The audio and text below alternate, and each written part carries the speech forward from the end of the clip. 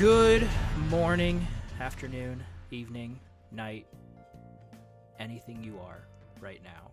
Welcome to YFA, your weekly dive into video games, movies, TV shows, comic books, whatever nerdy stuff the two of us feel like talking about. I am one of those two, Al, alongside the moon to my sun, Abe. Hey, what's up, man? Hey, did you see the solar eclipse this week? Yes, it was actually pretty cool. I was actually in my house. I saw it outside. Did you have the glasses, right? Yeah, the glasses. No, I'm a blind. You just like, I can't see. Yeah, it was pretty cool. I just stepped outside from my office, looked up with my glasses. I'm like, oh, nice. It was funny because the way the glasses were above my glasses, the bottom, my glasses, they're the transition ones. So the bottom had a line that just was sunglass, and it just looked weird. Yeah. But yeah, it was really, even 90%, because that's what we got here. It was really cool. But yeah, the next one, fun fact, is in 2 years in northern Spain. Oh, really? I smell road trip. Woo! Just drive across the Atlantic. Yeah, sure. But I digress. Where's Dave the Diver? No, Dave Diver didn't bring cars over. What was the game? I can't remember. Continue, sorry. It's coming to PlayStation, by the way. Oh, Dave the Diver. Wow. Nice. Thank you for being here. Whether you've stumbled upon us accidentally or you know about us because you're weird. I don't know how you know about us. Unless you know us. Hello, someone who might know us. Yep. Because we totally have friends. Yep, totally. Yeah. But thank y'all for being here because you're finally awake. Mm-hmm. Because that's what our podcast stands for. Yep. We're finally awake. We woke up early. We're recording this Sunday morning. It is April the 14th, 2024.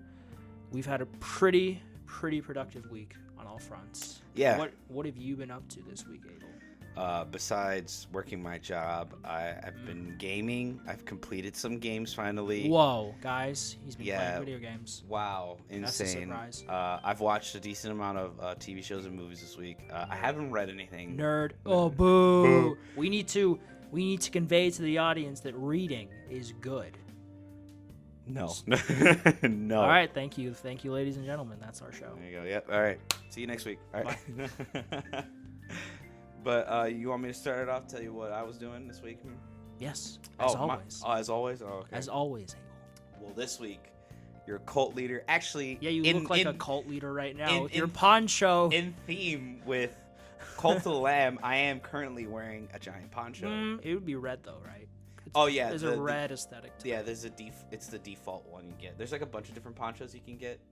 You need his is blue right now. It almost looks like something out of Avatar. Yeah, there you go. Yeah, Avatar, like an Avatar little poncho. Avatar. And I completed it. Beat Narander, saved my cult. Married Narander because he's like the only fucking animal thing that lives forever. He never dies. Oh, good. So I'm sure you won't regret that decision. Oh no, he hates 1,000 me. years from now. Abel, where's the toast? Where's the toast? That's where it's been. In that game, I haven't played it yet. I want to eventually, but what is the level in which you? What is the comparison in which you? The percentage. I'm trying to think of the right word. It's early. I don't like being up this early, guys. The percentage in which you manage your cult to the percentage in which you dungeon crawl. Dungeon crawl? It's about 50-50. It is? Okay. Yeah, it's about 50-50. 50% spending time in the... Is it a roguelike, the dungeon crawl? Yeah, the dungeon crawler part is a roguelike. You die, you come back, you can get stronger and everything. Because stronger lamb. While you're gone, passively, your cult is still active, so they're still doing things. So if you take really long in a dungeon dive, you can really fuck yourself over. If you say you leave it unpaused, your 3 cult members can just die from starvation, or they'll start dissenting and starting getting everyone riled up and pissed off. Okay, that's cool. I didn't know that. That's cool. Yeah, so it's a lot of that. It's what do you call it? It's a lot of just management and then doing the roguelike stuff. For me, it was like a 25-75 experience. I love the dungeon crawling part, so I was always dungeon crawling. For sure. And then 25% was half the game. Yeah. And then 25% I spent with the cult. Like I'll just go around inspire because what you do is you have 3 little meters that you have to manage. Well, they're not meters; they're more like little circles that have like a bar in them or whatever. You have the loyalty meter, the hunger meter, and the disease meter. So the disease meter, that means there's just like trash and shit all over the cult. So like vomit, poop, corpses, that poop. My favorite. poop corpses. And then there's the hunger meter, which is just like how hungry your cult is overall, and you just have to make food and stuff for them. And then you have the loyalty meter, which is like the overall like basically happiness of the cult. And if that drops below like 0, which it has in my case sometimes, like, that doesn't surprise me. You just don't give me the vibes of cult management. No. Listen, the game actually fucks you over if you're doing really good and you go into a dungeon. The boss of that dungeon will actually capture one of your cultists and like either make them a dissenter or kill them, sacrifice them. What else? Oh, and then like, or sometimes they'll just steal your followers and just kill them outright. It's wacky. Oh, there goes my cat. She's coming up to say hi. Hello, Kiyoshi. Our first guest, ladies. First guest. Hello. Being named after Avatar Kiyoshi. Yeah. Because your owner is a nerd. Yes. She was actually going to be named Bayek's wife. Oh, from Origins. Origins. I don't remember her I name. forgot her name now, but I knew it's her. You play as her at the end of the game too. Yeah, you killed Julius. Oh, Julius. You little rascal. You little rascal. Trying to obtain absolute power in the Roman Senate. Yep. Now you are a salad. Now you're recognized as a salad. But yeah, after that, it's a pretty good cult, man. It's basically what do you call it? It's like Hades mixed in with Animal Crossing. It's literally what it is. Well, you have my attention. Yep. And then I played Destiny Into the Light. Really good update. Just a little FYI, it's free. You don't pay anything. It's pretty cool. We get a bunch of reprised weapons that were vaulted away. Indeed. We get a whole new horde mode called Onslaught. 50 waves. I think the longest time I've been in one was an hour, so it's pretty quick. Doesn't soak up all your time, and you get a shit ton of awards. It's a pretty good update, and they reprised and it's free, and it reprised the exotic mission into the Whisper mission. It's really good. You convinced me with Cult of the Lamb, but I'm still not playing Destiny. Damn you! No, I was playing. But then I also played Helldivers this week.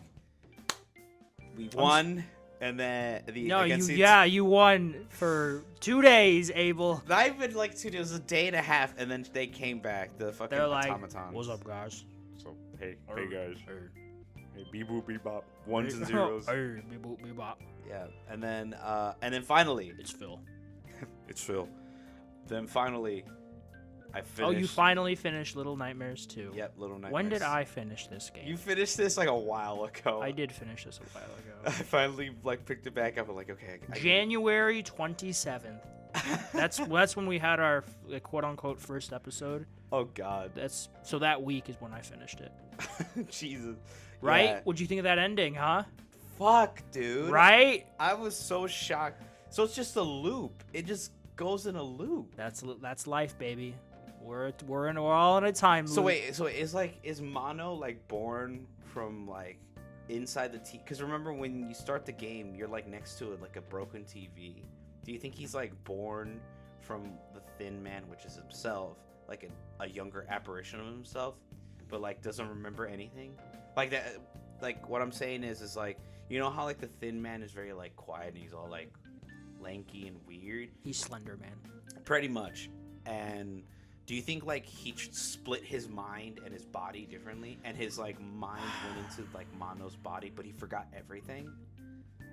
And that it basically each time it happens, like he just where would that time loop start? I'm just trying to comprehend in my head where that time loop would start. I think it's just him growing up, and then he grows into that, and then somehow he's able to go back in time. Yeah, like that's what through the TVs or something, you know? Yeah, because like I said, remember when you start the game, because you're betrayed. Fucking 6. But like when you, what do you call it? When you start the game, you're next to a television that's broken. You are, yeah. And then throughout the game, later on, you actually figure out how to transport through these televisions. Yes. But towards the end of those levels, Oh yeah, we should have warned. Full-on spoilers Spoilers. for Little Nightmares 2. 2. It's pretty much, if you haven't finished it, what the hell are you doing? But anyways, when you go through the TVs, you actually bust open, like they break open. Yeah, I remember. So I'm thinking, like I said, he separated his body and mind, and his body, the Thin Man, is being controlled by the tower, while his mind is in the little boy's, like in his head, he's still a little boy, because he's just. I can't imagine him just sitting there. I think you're overcomplicating. I think he just grew up and Yeah. became resentful and became the Slender Man. Anyways. And got a really shitty movie. There's a really shitty Slender Man movie for anyone who's not familiar. Right, yeah. Don't watch it. It's really bad. Like, But, bad writing wise? No, it's just it's just terrible in every aspect. Wow, But I even think the no, I think horror. it's more simple than that. I think Mono just grew up resentful and hateful, and that's why he chases down his younger self. yeah, and you're getting oh my god. Who does he capture? Remember? 6. Yeah, 6. That's why. And then and then he Turns keeps her Turns into a monster. because she is a monster. Yeah. Remember the end of the first game? Yeah. She's Oh. like nom nom nom nom nom nom nom nom. Yeah. Mm, And delicious. Delicious. Nutritious. Nutritious ripe adult. Anyways, that was all the gaming stuff I did this week. Yes, it is. But then I watched actually a lot of film and TV shows this week. Not as comparison to 4. you. About 5. 4. I see 4. Oh, 4. Wait, no, yeah, 4. Sorry, I'm blind. Anyways, first off, Spy X Family season 2. Still, I haven't finished it, but I got through about halfway. What is that on again? It's on Crunchyroll. Oh, okay. Yeah, it's an anime. It's a Spy X Family. It is a nice little cool it's a goofy little funny little spy show. Basically, this spy, he has to infiltrate this country, so he needs a wife and a kid. So he adopts a little girl, but she has a backstory. She's like she's been tested on since she was a little girl, and she's like this telepath. She can read people's minds and emotions. Sounds very anime. And but she can't tell her adoptive father, which his name is Lloyd. And then he needed a wife, and then met this girl at a tailor shop. And Was this a manga before being? Yes, it was a manga. Yeah. Okay. And then because Yor was under the suspicion that she wasn't, people thought she was a spy, which she isn't. She actually isn't a spy. She's actually an assassin called the Thorn Princess. Oh, so she's not a spy, only Not an assassin, only guys. a Don't worry. She's ruthless. When she's Thorn Princess, Yeah. she revels in death. But anyways, when she's in her normal form, she's fine. She's cool. She's quirky and shy and shit. Quirky. But yeah, she was upset because her quote unquote coworkers at work were making mean statements saying, "Oh, she's never gonna find a husband. At this point, she might as well be a spy or whatever." So in the back of her head, she didn't really think about the husband part. She just thought, "Oh, if I don't have a husband, they're gonna think I'm a spy, and then the whole assassin's jigs up, and I'm gonna get thrown in jail, whatever, right?" So she meets Lloyd and Anya, which is the little girl that he adopted. Yeah. And now they're a family and Doing stuff together. just having crazy fun adventures, and all three of them don't know what their real jobs are. Well, So it's like Anya's it's just like a little Mr. and girl. Mrs. Smith. Yeah, Mr. But and Mrs. anime. But anime with a kid. that has telepathic powers. Basically Mr. and Mrs. Smith. Yeah, it's really good. It's really good. I enjoy it. And then I started rewatching Blue Exorcist because my friend told me they actually released the complete season. Because I remember when I originally watched Blue Exorcist, they just kept going even though the manga wasn't finished. Okay. Yeah, it's basically twin sons are born from a woman who fell in love with Satan, and this is when Satan actually fell in love with a human. This just sounds like Devil May Cry. Kinda, yeah. It's like Sparta, but Satan is an evil piece of shit. He is. No. Oh my say God. say it isn't so. Say it isn't so. But I'm like usual. I'm a Satan worshiper. He's a piece of shit, but he actually. Haven't you seen his Twitter account? He's pretty chill guy. Pretty chill guy. Yes. But basically, he fell in love with this one human woman. Yeah. Who wasn't scared of him. She showed him the beauty in the world and whatever. And he treated her like a queen, and she was basically like practically Snow White, or not? Yeah, Snow White, and like she had like a bunch of animals come to her. She had like her own little cave area where she was living, and then she had twins, or no, she got pregnant, and the priest that was taking care of her, because he found out she was in the forest, and that priest, because priest sake celibacy, whatever, he actually fell in love with her, but like obviously he couldn't because he was a priest, because he was an exorcist, and exorcists kill demons, like actual demons, like they have guns and weapons and shit. But basically she's like having her babies, and like Satan just for some reason just doesn't show up to help her. So this priest comes, and he comes back, and Satan's like this whole different person. And he's pissed off, and he's like, one of these days when these boys grow up, I'm gonna take over the world. And then like the Antichrist. And then he just leaves. And then she dies giving childbirth, and this priest raised these two boys as his sons. And then they're both twins. So one of them actually gets like the full blood, like he's full blood demon. He's like half demon, half what do you call it? Human. And his brother, he's more human than demon. Okay. So like his other brother's twin is like, he has glasses and he's like normal, but his brother, he has like a demon tail, horn, like little horns and stuff, and he has like sharp teeth.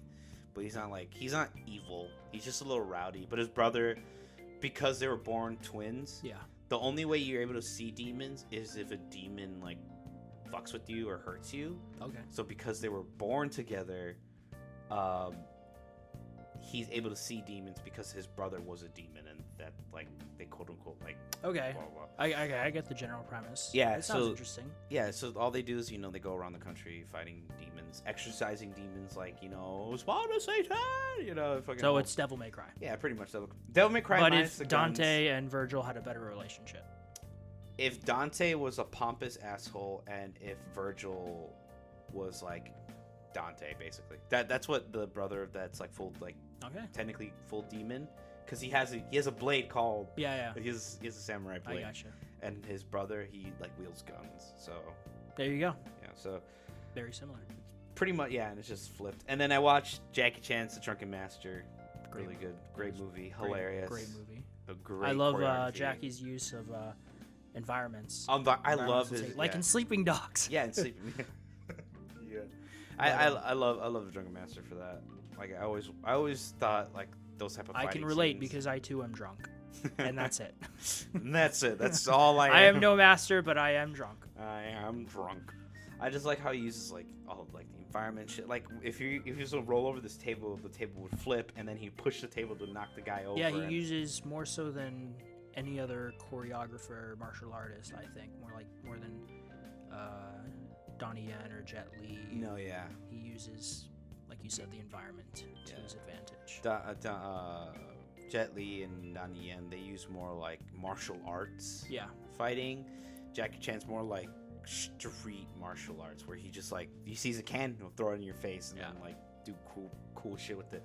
Yeah. But yeah, and then I watched the first episode of the Fallout TV show. Only the first episode. Only the first episode. I'll probably watch the rest of it today after we finish the podcast. But yeah, you have to go to work at 3.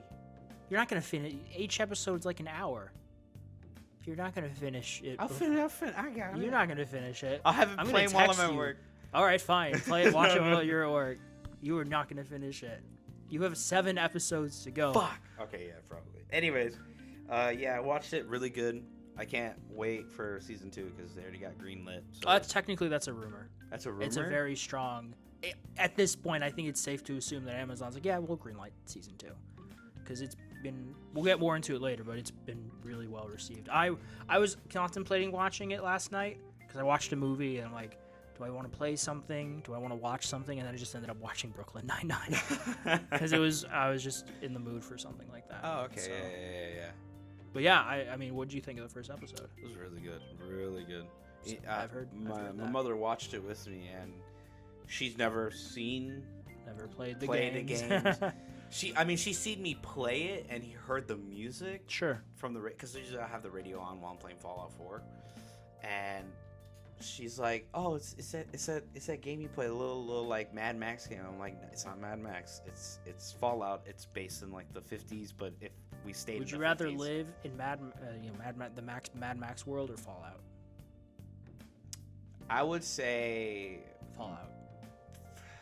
Fallout has Fallout. There's more civilized. Dangerous creatures. I think it just depends which aesthetic, because depending on the game you play, it can be like if you play Fallout 3, it's really bleak and just depressing. Fallout 4 is a lot more vibrant and colorful, I think. Vibrant and colorful, but there's a lot of dangerous monsters. Yeah. Mad Max has less of that. It's just really people you have to worry about, but it's just so barren and desert. It's Australia, which is already shitty and mostly desert.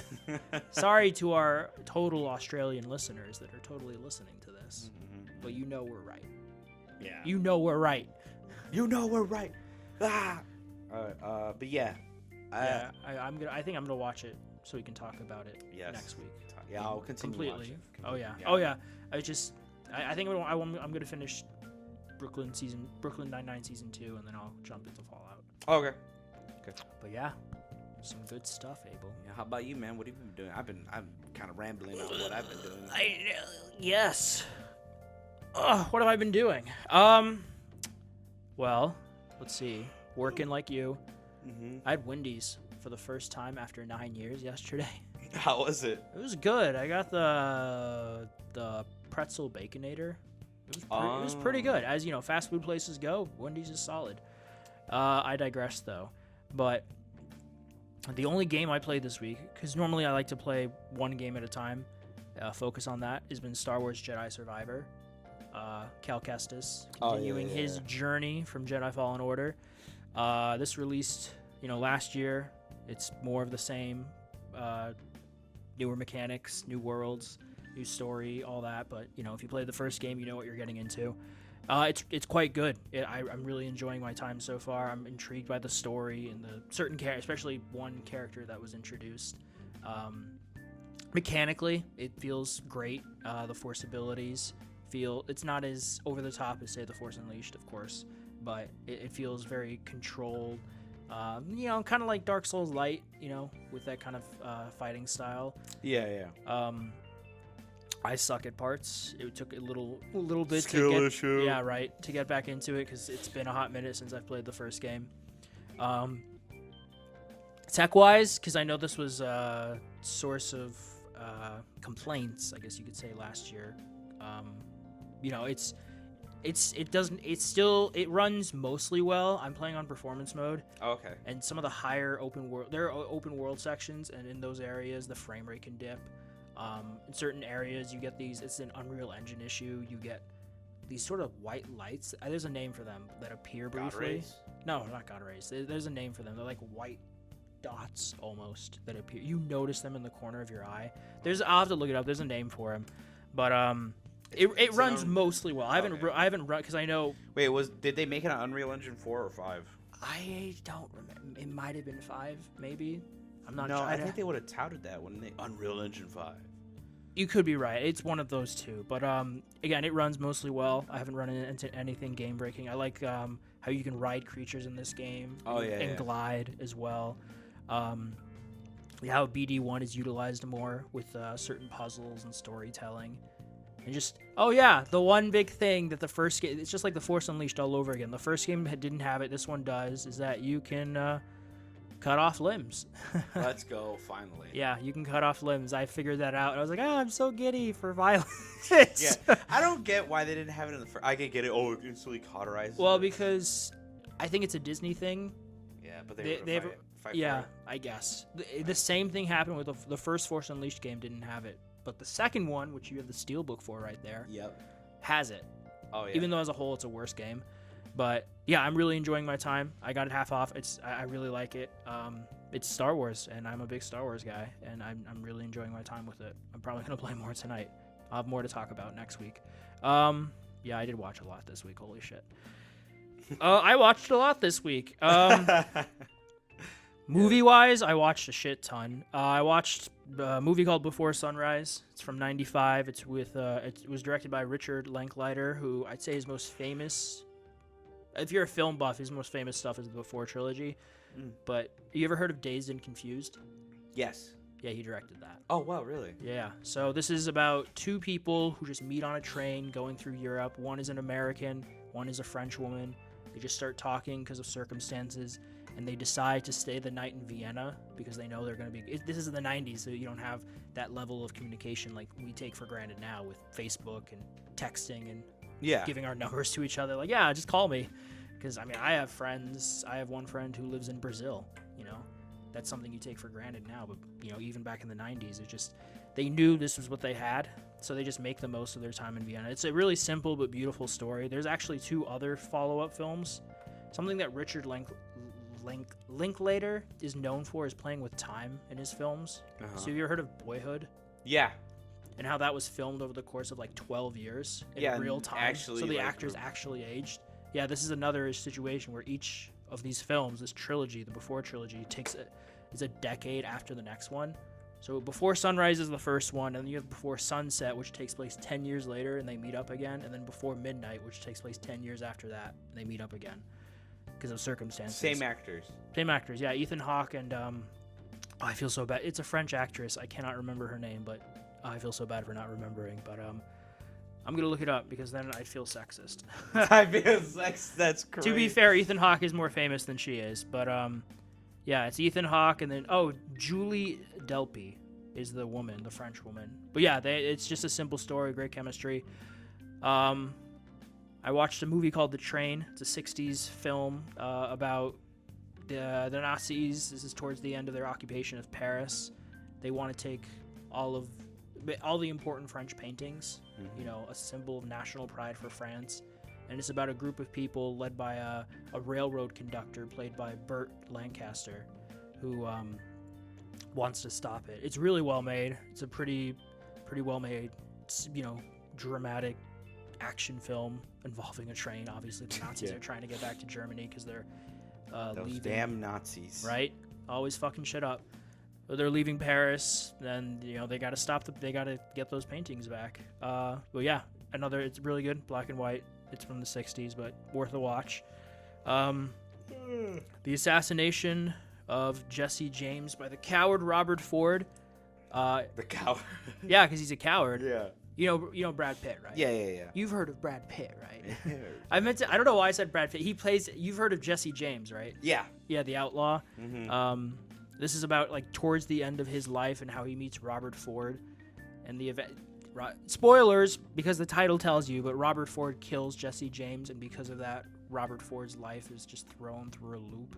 But Jesse James becomes sort of he was already famous when he was alive as kind of a modern-day Robin Hood, but he becomes this martyr figure. If you look him up, there's these famous pictures of his body, Jesse James, being displayed for the public, and it's just that level of, you know, like what happened between them, because when they met, Robert Ford was a fanboy of Jesse. It's almost a cautionary tale of don't meet your heroes sort of thing, and how that can fuck your life over in more than one way. It's really good. It's slower paced in parts. It's not like an action film or anything. There's a great train robbery at the beginning though that reminded me a lot of Red Dead Redemption 2. Oh, really? Like the... Oh yeah, but definitely worth a watch. And then I watched The First Omen, which is the new Omen film. It came out last weekend. First Omen. You know have you heard of The Omen? I think so. I don't know. It's a horror film-ish about the originals with Gregory Peck. It's about the Antichrist, essentially. Oh, Damien Thorne is a little piece of shit.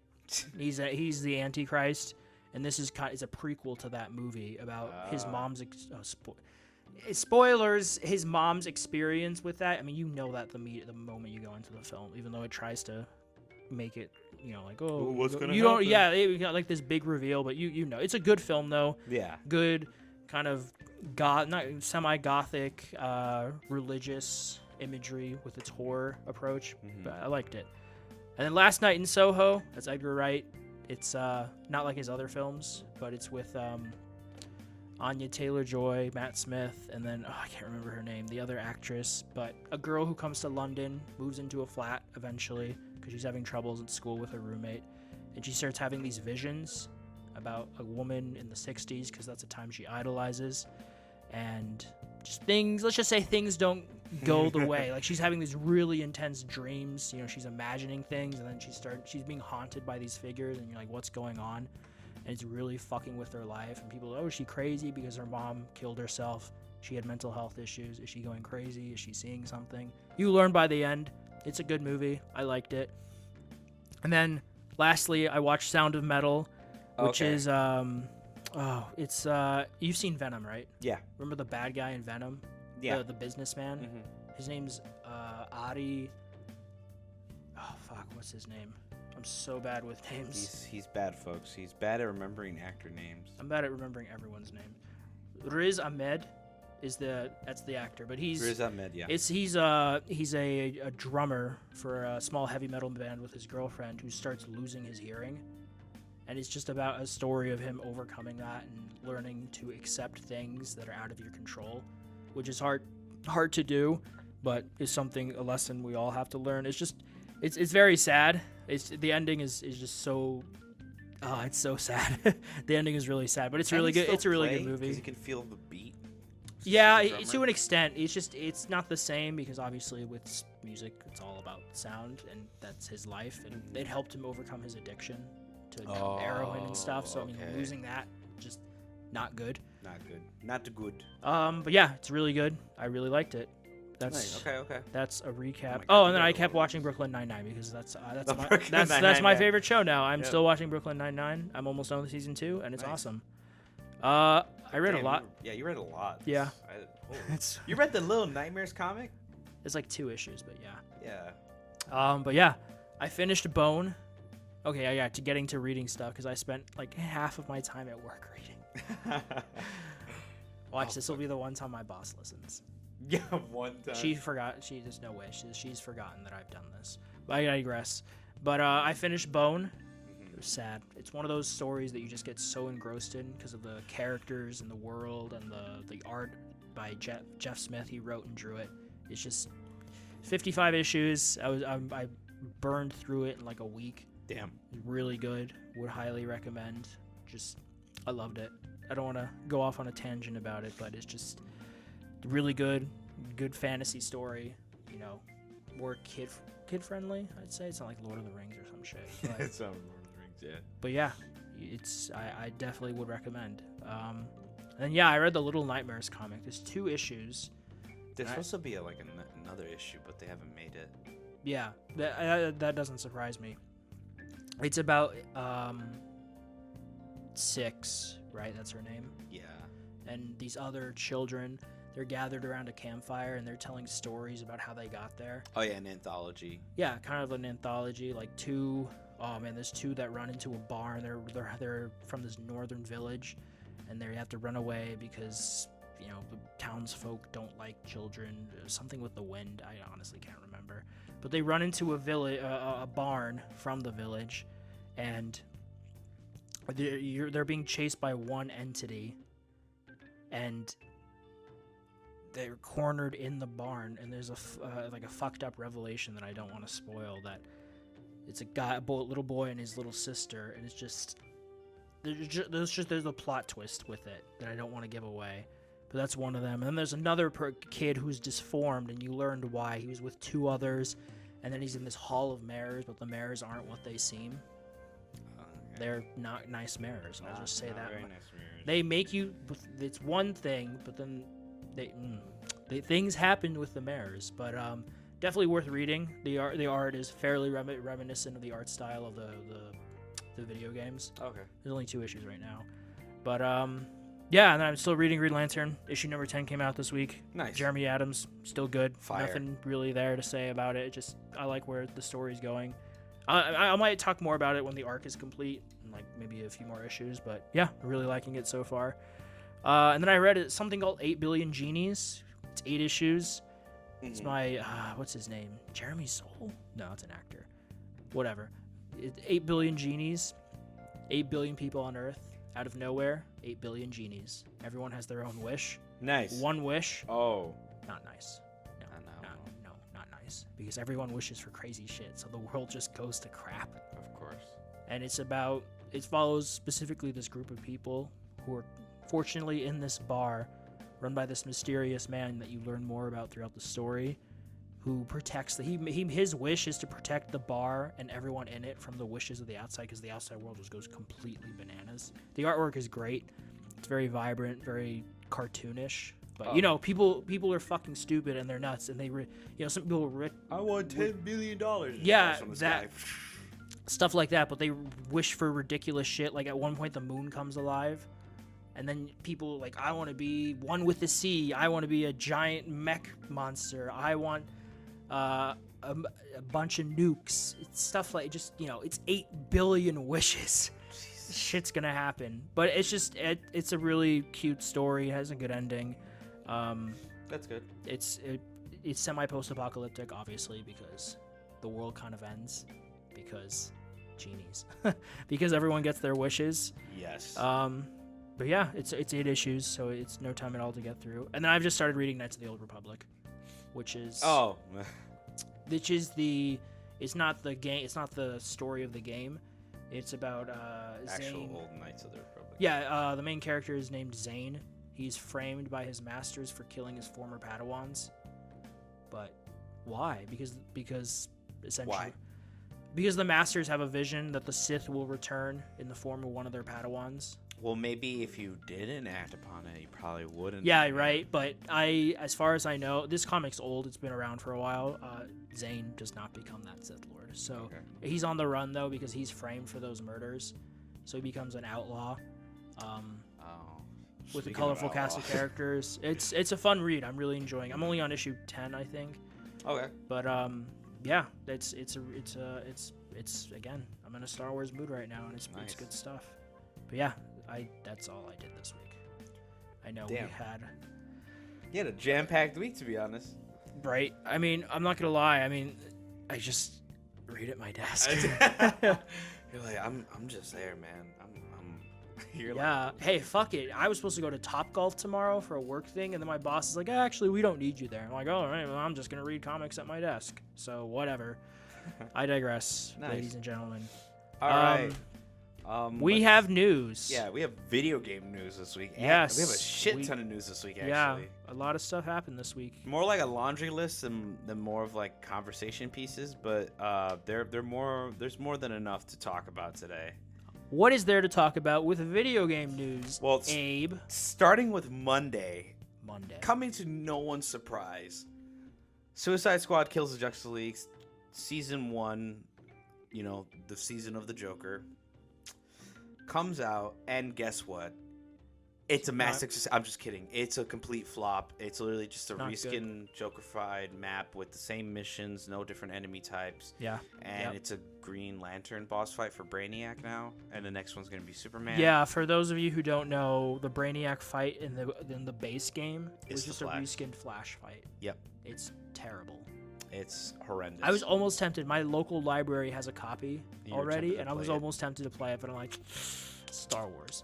Yep. Even with its tech issues, Star Wars is still the better. It's still fun. It's still a fun game at its core. Yeah, it's like I'm having a good time. It's just this is just dull. Like, I understand looter shooters, but that's ridiculous. Just no enemy variety, no mechanic variety, no nothing. It's just the same. To be fair, though, I'm pretty sure this but they were hyping came out up sooner. What? This Joker season came out sooner. Well, it didn't come out this week. It came out like a week or two ago. It didn't come out this week. Oh. Well, anyways, I think people are just like giving it a couple weeks to see, like, because to get through all the content, it takes a couple weeks. It doesn't. No, it is, because when you start this new season, guess what? It resets all your levels and your weapons, so you have to re-grind for everything.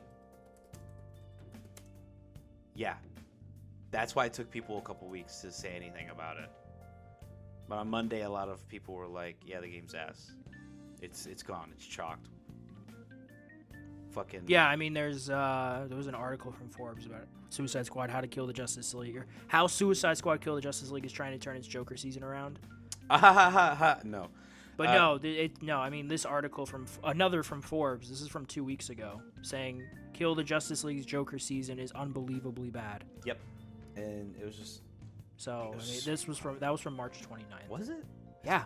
No, this came out 2 weeks ago, Abel. Man, why did I add it in? Well, anyways, either way, it was just flop. It's bad. still a flop. Yeah. It's not good.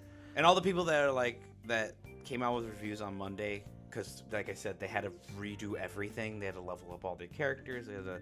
Oh, and then it's not even that. You have to to get the Joker for free. You have to complete that. Yeah, you have campaign. to complete that little. Yeah, I saw that. Yeah. And it's just. So, and then by the end, there's just nothing to do with the Joker. Yeah, exactly. So you can't even do anything with Joker. So they want you to buy the Battle Pass, which comes with the Joker right away. But anyways, like I said, complete flop. Literally the worst season of any live service game I've ever seen. It's just not good. It's disappointing, yeah. with what happened with Rocksteady. Exactly. I don't know who to blame. I think it's a little of everyone's fault. Yeah. Warner Brothers, definitely, because they just know how to make bad decisions. And I think Rocksteady to an extent as well. Yeah, because even Arkham Knight had questionable design decisions. Yeah, they could have pushed back on it, or even where the fuck were the I don't know, but they were handed this at some point. But they were going to do a multiplayer game before this. We were never going to get a single player project from them. Maybe eventually, but after Arkham Knight or after Arkham VR, they were doing a multiplayer game. It was just a new IP. Mm-hmm. It wasn't Suicide Squad. Oh, okay, yeah. So, to continue on what happened on Monday, because fuck that, Joker left a bad taste in everyone's mouth, unironically. But Helldivers 2, we finally won against the robots, and then we didn't. No, you didn't. Because they came back. Of course they came back. Of course they fucking came back. It's almost like it's propaganda, and you're part of the never-ending war machine. Possibly. We probably won't get an You're part of the meat grinder, Abel. Dude. Wake up to the propaganda. No, I'm not a traitor to democracy. Super Earth. But yeah, so they're back, and they took up a big chunk of the star chart. So we're actually trying to fight them back. We've actually lost 3 major orders in a row. So they're pushing pretty hard into Earth territory. So hopefully this next major order, we take back the 2 frontline planets that they're like the halfway point between them and Earth. So if we defend these last 2 planets, we're guaranteed to stop them there, and we can actually start pushing them back. Yeah. But yeah, that's what happened on Monday. And then I believe in you. Thank you. I appreciate it. Will I jump into this game ever? Possibly. Maybe. When it comes to PlayStation Plus. Fucking this fucker, man. No, you contribute your money to manage democracy. Show your support. Yeah, I know. It is only $40. Yeah. It's tempting. I've seen it in the store multiple times, and I'm like, maybe I should get it. But then I like to piss Abel off, so I don't get it. Bastards. Exactly. But next day, Tuesday, we got a trailer for Star Wars Outlaws. Yes, we and did. You know, did you watch it? I watched it. I actually didn't watch it. I watched it. I don't like to watch trailers anymore. Unless really? I guess because I'm just at the point where certain games I know I will eventually play, or certain things I'll watch, and this is one of those games that I will definitely play at some point. So I don't need, I don't need trailers to set certain expectations that may or may not come to fruition. So if I go in not knowing, I know it's Star Wars Outlaws, you play as this chick, I do not remember her name because I'm terrible with names. Yep. I believe it's set between episodes 5 and 6 of the original trilogy, of course, and you're dealing with the underground. But yeah, I digress. It looks fun. I mean, it looks fun. I just know there's a lot of people who are mixed on it. Well, I saw some online discourse about the main character's look. Whether it's, the incels calling her ugly, which I'm like, she looks okay. I think it's more, for me, it's just that slight uncanny valley look, that you get with certain animated faces. Because, I'm looking at her right now. A little uncanny. It might be the hair. It could be the hair. I agree there. Game Informer had a piece that they put out this week about they got some hands-on time with it. Yeah. And the general impression that I got skimming through the article was that he liked what he played. Okay, yeah. And there are mechanics there that could go in a good direction. Good direction. If they keep you. I don't. I'm not gonna lie. I skimmed over it, so I didn't go too in depth. The general gist I got out of it was that he enjoyed his time with it. Okay. Is what I'm trying to get at. I don't want to go on a tangent about it, but yeah, we did get a release. It was a rumor because it was the day before. Yeah. But we got a release date, August 30th. Yeah, I'm excited. August 30th. If you wait long enough, folks, it will go on sale. Like every Ubisoft game, it will go on sale quickly. So just wait a little. Like wait till the holidays. You'll get it like half off. Yeah, probably. But if you want to read more about the Star Wars Outlaws trailer and stuff, Polygon posted something on their website. So if you just watch the trailer, or just fucking watch the trailer. They also have a developer breakdown video as well from Ubisoft. But yeah, I suggest the article. It's a little more detailed, but it's from Polygon. Go ahead, check it out. I'm gonna play it. You're gonna play it? Okay. Eventually, I will play it for sure. And then on that same day, actually later on in the day, these are all in the different times of the day, but no, it's all at the same time, same day, place, same bat time, same bat channel. Same bat channel. But we have our first trailer / gameplay of everyone's favorite warrior with 1,000,000 souls, Ermac. How many warriors with 1,000,000 souls are you familiar with, Abel? I don't know. The Avatar. That kind of counts. Yeah. It's not 1,000,000, but I guess get like 1,000. Yeah. Yeah, he lost them though. Remember, Korra lost them. Korra, god damn it, Korra. Anyways, Ermac gameplay trailer. Wow, he's looking good. And I don't know what is Ed Boon's obsession with unmasking all. No. He likes to unmask characters that don't need to be unmasked. Like Ermac in MK9 all the way before that, like I forgot not 1. He came out in MK3. He came out. You know more than I do about Mortal Kombat. Yeah, I can't remember if it was MK3 or MK4 or whatever it was called. But MK9, he had a face wrapped up mask. And then in MKX, literally the worst design ever. He had like a face. You can see his mouth. He's all like mummy and all that kind of shit. I'm curious now. Look at MKX Ermac. It looks so weird. Oh, he has the. Oh, I see what you mean. The hood. Yeah, it's a black hood with kind of red stripes along the seams. Yeah, and then like his face is not even. It's like half bandaged up. He's like. Yeah. It looks a little awkward. Yeah, it's weird. I mean, yeah, I see. It's kind of. It is. You know what he looks like? He looks like a Dark Brotherhood assassin. Yeah, literally. From the Elder Scrolls, specifically Skyrim is what I think of. But yeah, that's what he looks like. Yeah, everyone was like literally ugliest, worst design ever. And then MK11, he dies on screen from getting kicked off of a bridge and lands on like some spikes, and you take his amulet. It's his best design. Like it's so good. He has a mask. You see his green eyes and everything. And we love green eyes. We love a boy with green eyes. We love a boy with green eyes. If you want, that's how he gets to our souls. There you go. if you want to, you can look up MK9's design to like see like where everyone thought was like probably one of the best designs. But you can also look up MK11.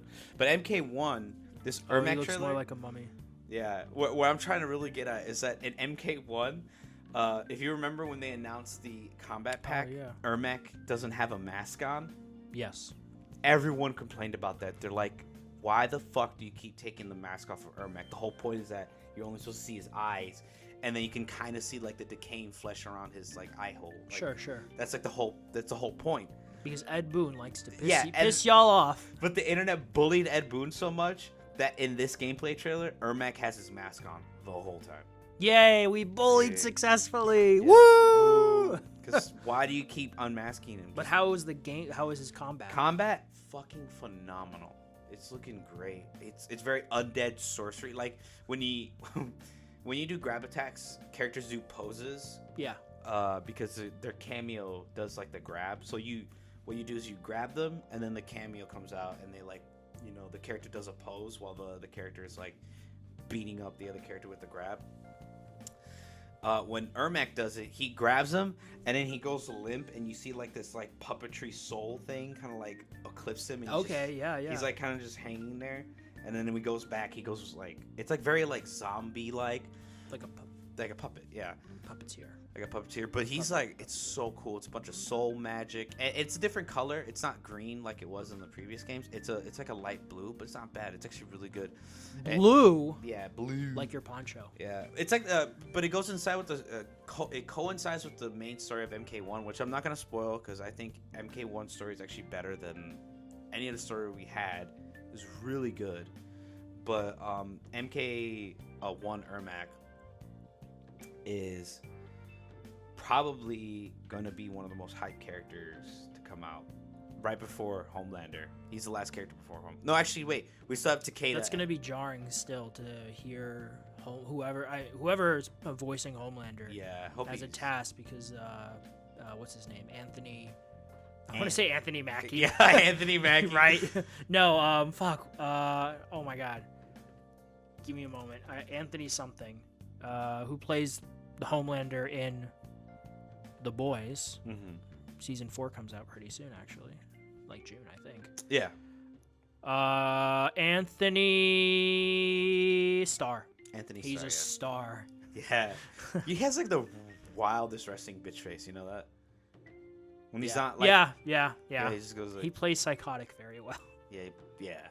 Maybe a little too well. The Boys back in town. Anyways, but yeah, Ermac, he's looking great. He's looking fire. His moveset's looking amazing. When does he come out? And then the cameo is Movado from older MK games.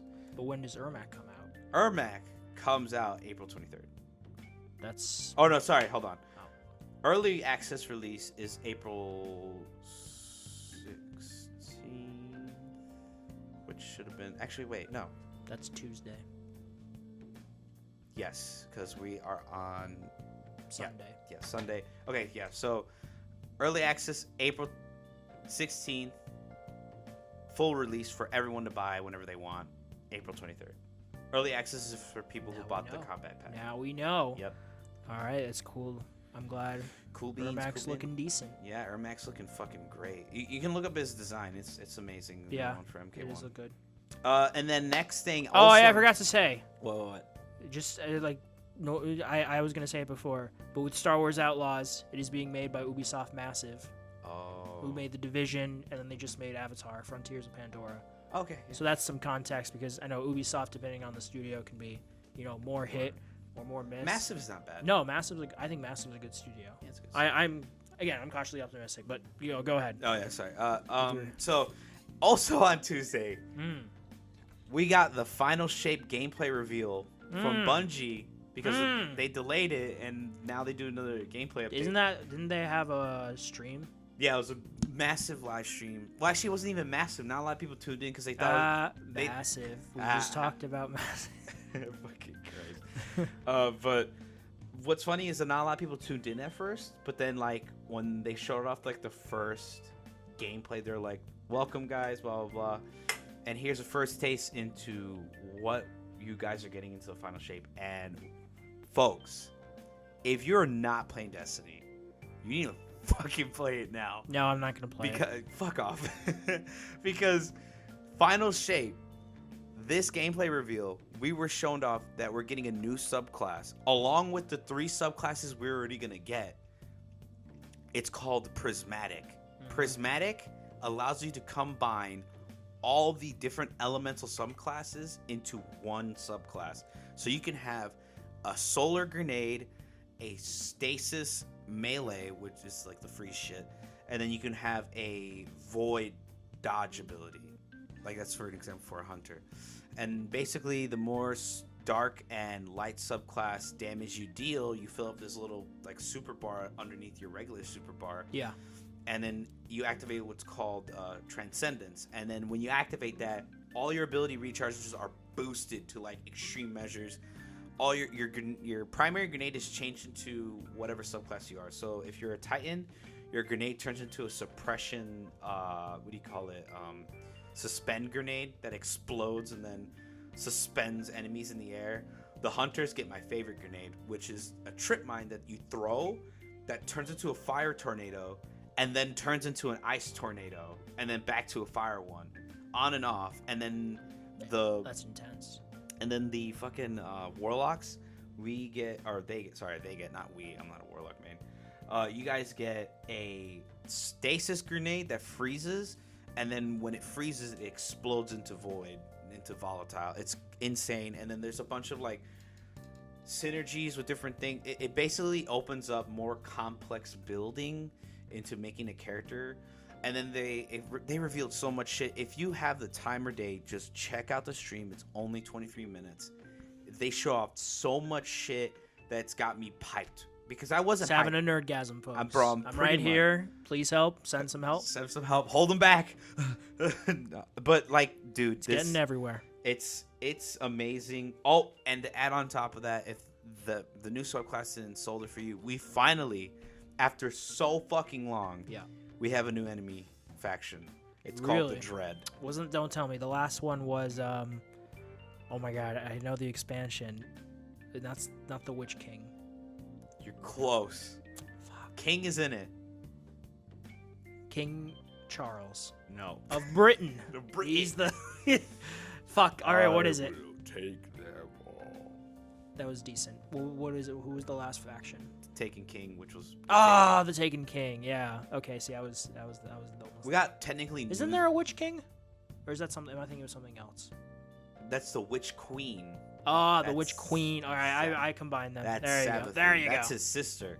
Actually, they're all sisters, but he's like a dude for some reason. He changed his gender last minute. Literally, it's funny. He's like, I'm gonna be a dude now, and then he has a son and like a bunch of daughters. Just like Loki. Yeah, he's wild. In Norse mythology. Yeah, Norse mythology. But yeah, so that's huge positive sentiment from the community. It's looking to be hype, and to continue on the little bit of the Destiny hype train. An article was posted by Game Rant a couple hours after the reveal.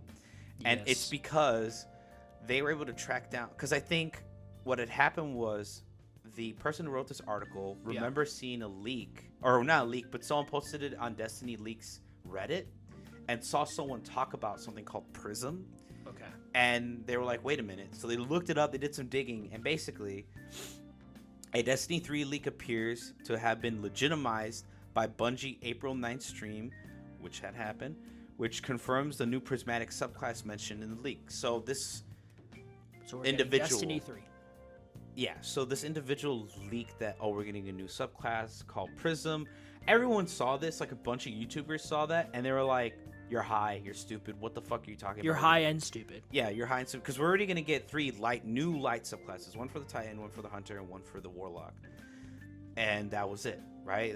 We were going to get that, it was going to be all cool, right? But then this guy was like, we're getting a whole new subclass called Prism. Yeah. And then we're going to get a new enemy faction called the Dredge, not the Dread. The Dredge. And then they changed it, obviously. Right. I can vibe with that. Yeah, and then so they also mentioned in the leak that that Bungie's working on a project called Project Marathon. No, Project Payback. And it's quote unquote the next installment for Destiny. That's what it is. It says the Final Shape expansion will bring new enemies, weapons, more on June 4th, hopefully boosting player numbers in the process. Despite the recent troubled times, Destiny 2 offers optimistic news for fans with the up-and-coming expansion and updates. So basically, this leak is just bolstering more hype because it was true. And what if the thing he was talking about what do you call it, Project Payback? Yeah. That it's Destiny 3. Destiny 3, yeah. And do you think it's Destiny 3? It's either Destiny 3 or Destiny 2, like, you know how WoW had like WoW Classic and WoW Reborn or whatever? Yeah. Yeah, I feel like it's going to be like Destiny Remastered or Destiny Legacy Edition. I think that kind of suck if that was the case. I would prefer a better engine than the engine we have now, because then we're going to get even more. Okay, but would you rather have that, or would you just rather have Destiny 3? It might be just, you'd only have one, Abel. It might just be like the I want to keep my shit side of me in there, but man, yeah, I would like a new Destiny 3. But the username that on Reddit if you guys want to look it up. His name is 326-382-72187. And I'll repeat, 326-382-72187. I will not be looking that up. Yeah. So it's on the Reddit, and he's like, no, this is, yeah, he typed in, no, this isn't sexually. I have talked to a couple former Bungie employees who have told me these. And the reason I'm saying this is because they are former employees and therefore don't have the most up-to-date information anymore. So Destiny 3 could have been scrapped, but it says they've been working on it since 2022. That's only 2 years ago. Yeah. So we're probably not going to see, if anything, about it. Especially, like I said, a lot of shit can happen in a couple of years that it just goes out the window. But continuing on with the Tuesday news, we got a shit ton of news. Another article from Game Rant. The Prince of Persia Sands of Time remake is reportedly being rebuilt from scratch. Now, basically... From the sands up. From the sands up. But basically, to put it into perspective, they just reported on, like, practically a little bit of speculation, but at the same time, there's proof that they are building it from the ground up. It says Prince of Persia Sands of Time's remake faces a restart with Ubisoft Montreal starting from scratch with a realistic approach. Lead voice actor Yuri Lowenthal won't reprise the role as the prince. Leaked footage shows missing textures in early development stage. And then rumors of a new Prince of Persia title with a roguelike gameplay by Evil Empire exploring different genres and franchises in the future. Well, so, yeah, that's the next thing. That's the next thing, yeah. That's the next thing. Yeah, so hopefully we get something. I mean, it makes sense. I mean, if that's... You know. But why didn't, I mean, if you're gonna remake it, Yuri Lowenthal is still there and his voice is still the same. Maybe it could be they couldn't get him because he's too busy with stuff. Spider-Man 3. Yeah. No, I doubt they've started doing anything for Spider-Man 3 yet. They're probably still working on that Venom game. I digress though. But it could just be if they do this remake, they want to hopefully the potentially reboot. Yeah, and they want to do more games from that. And Yuri, he still sounds young, but he's not going to be around forever, you know. And he's doing other stuff as well, like Spider-Man. We know for a fact that yeah, exactly. Yeah, he actually voices one of the Helldivers. Yeah, yes, he does. But yeah, I'm just curious to see what comes of this. Same. That and the Splinter Cell remake. Yeah. That they're supposed to be doing. Yeah. Whether that turns out good, we shall see. But I always try and remain cautiously optimistic.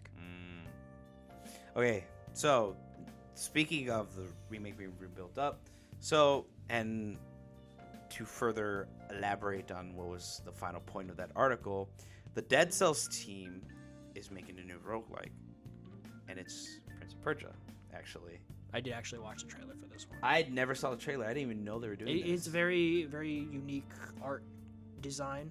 Oh. I like it, but it looks, you know, it looks like promising. It looks like wow, yeah, good roguelike in the Prince of Persia. You know, it's just funny because you know it seems like we haven't gotten anything Prince of Persia in a while, and then this year we have this game and then the one that came out in January. So you have Prince of Persia: The New Empire, or what was it called? Oh, yeah, the new one, Prince of Persia. New something or the New Able. The Lost Crown. The Lost Crown. Fuck, it wasn't new. I was fucking... you were wrong. Get out of here. Yeah. If you're banned from the podcast. I'm seeing the trailer right now, man. It doesn't look too bad. I actually like it. It reminds me of like yeah, roguelike, but... Well, yeah, it is a roguelike. Yeah. It's the Dead Cells team. Or part of the Dead Cells team, at least. I like the Dead Cells art style, but I hope... Did you play Dead Cells? No, I saw a whole playthrough of it, though. It was fun. I've played it. It's fun. I think I like roguelikes at points. I have to be really in the mindset because it is obviously a grind because you die and you restart, you die and you restart. But it is the art direction's fun. It's really cool. And then you have the Castlevania stuff that they did with it, which was really cool. But yeah, I'm curious. I bet we get this at Ubisoft's show in June. The Prince of Persia game? Yeah, this one. I'm sure they'll show it off there.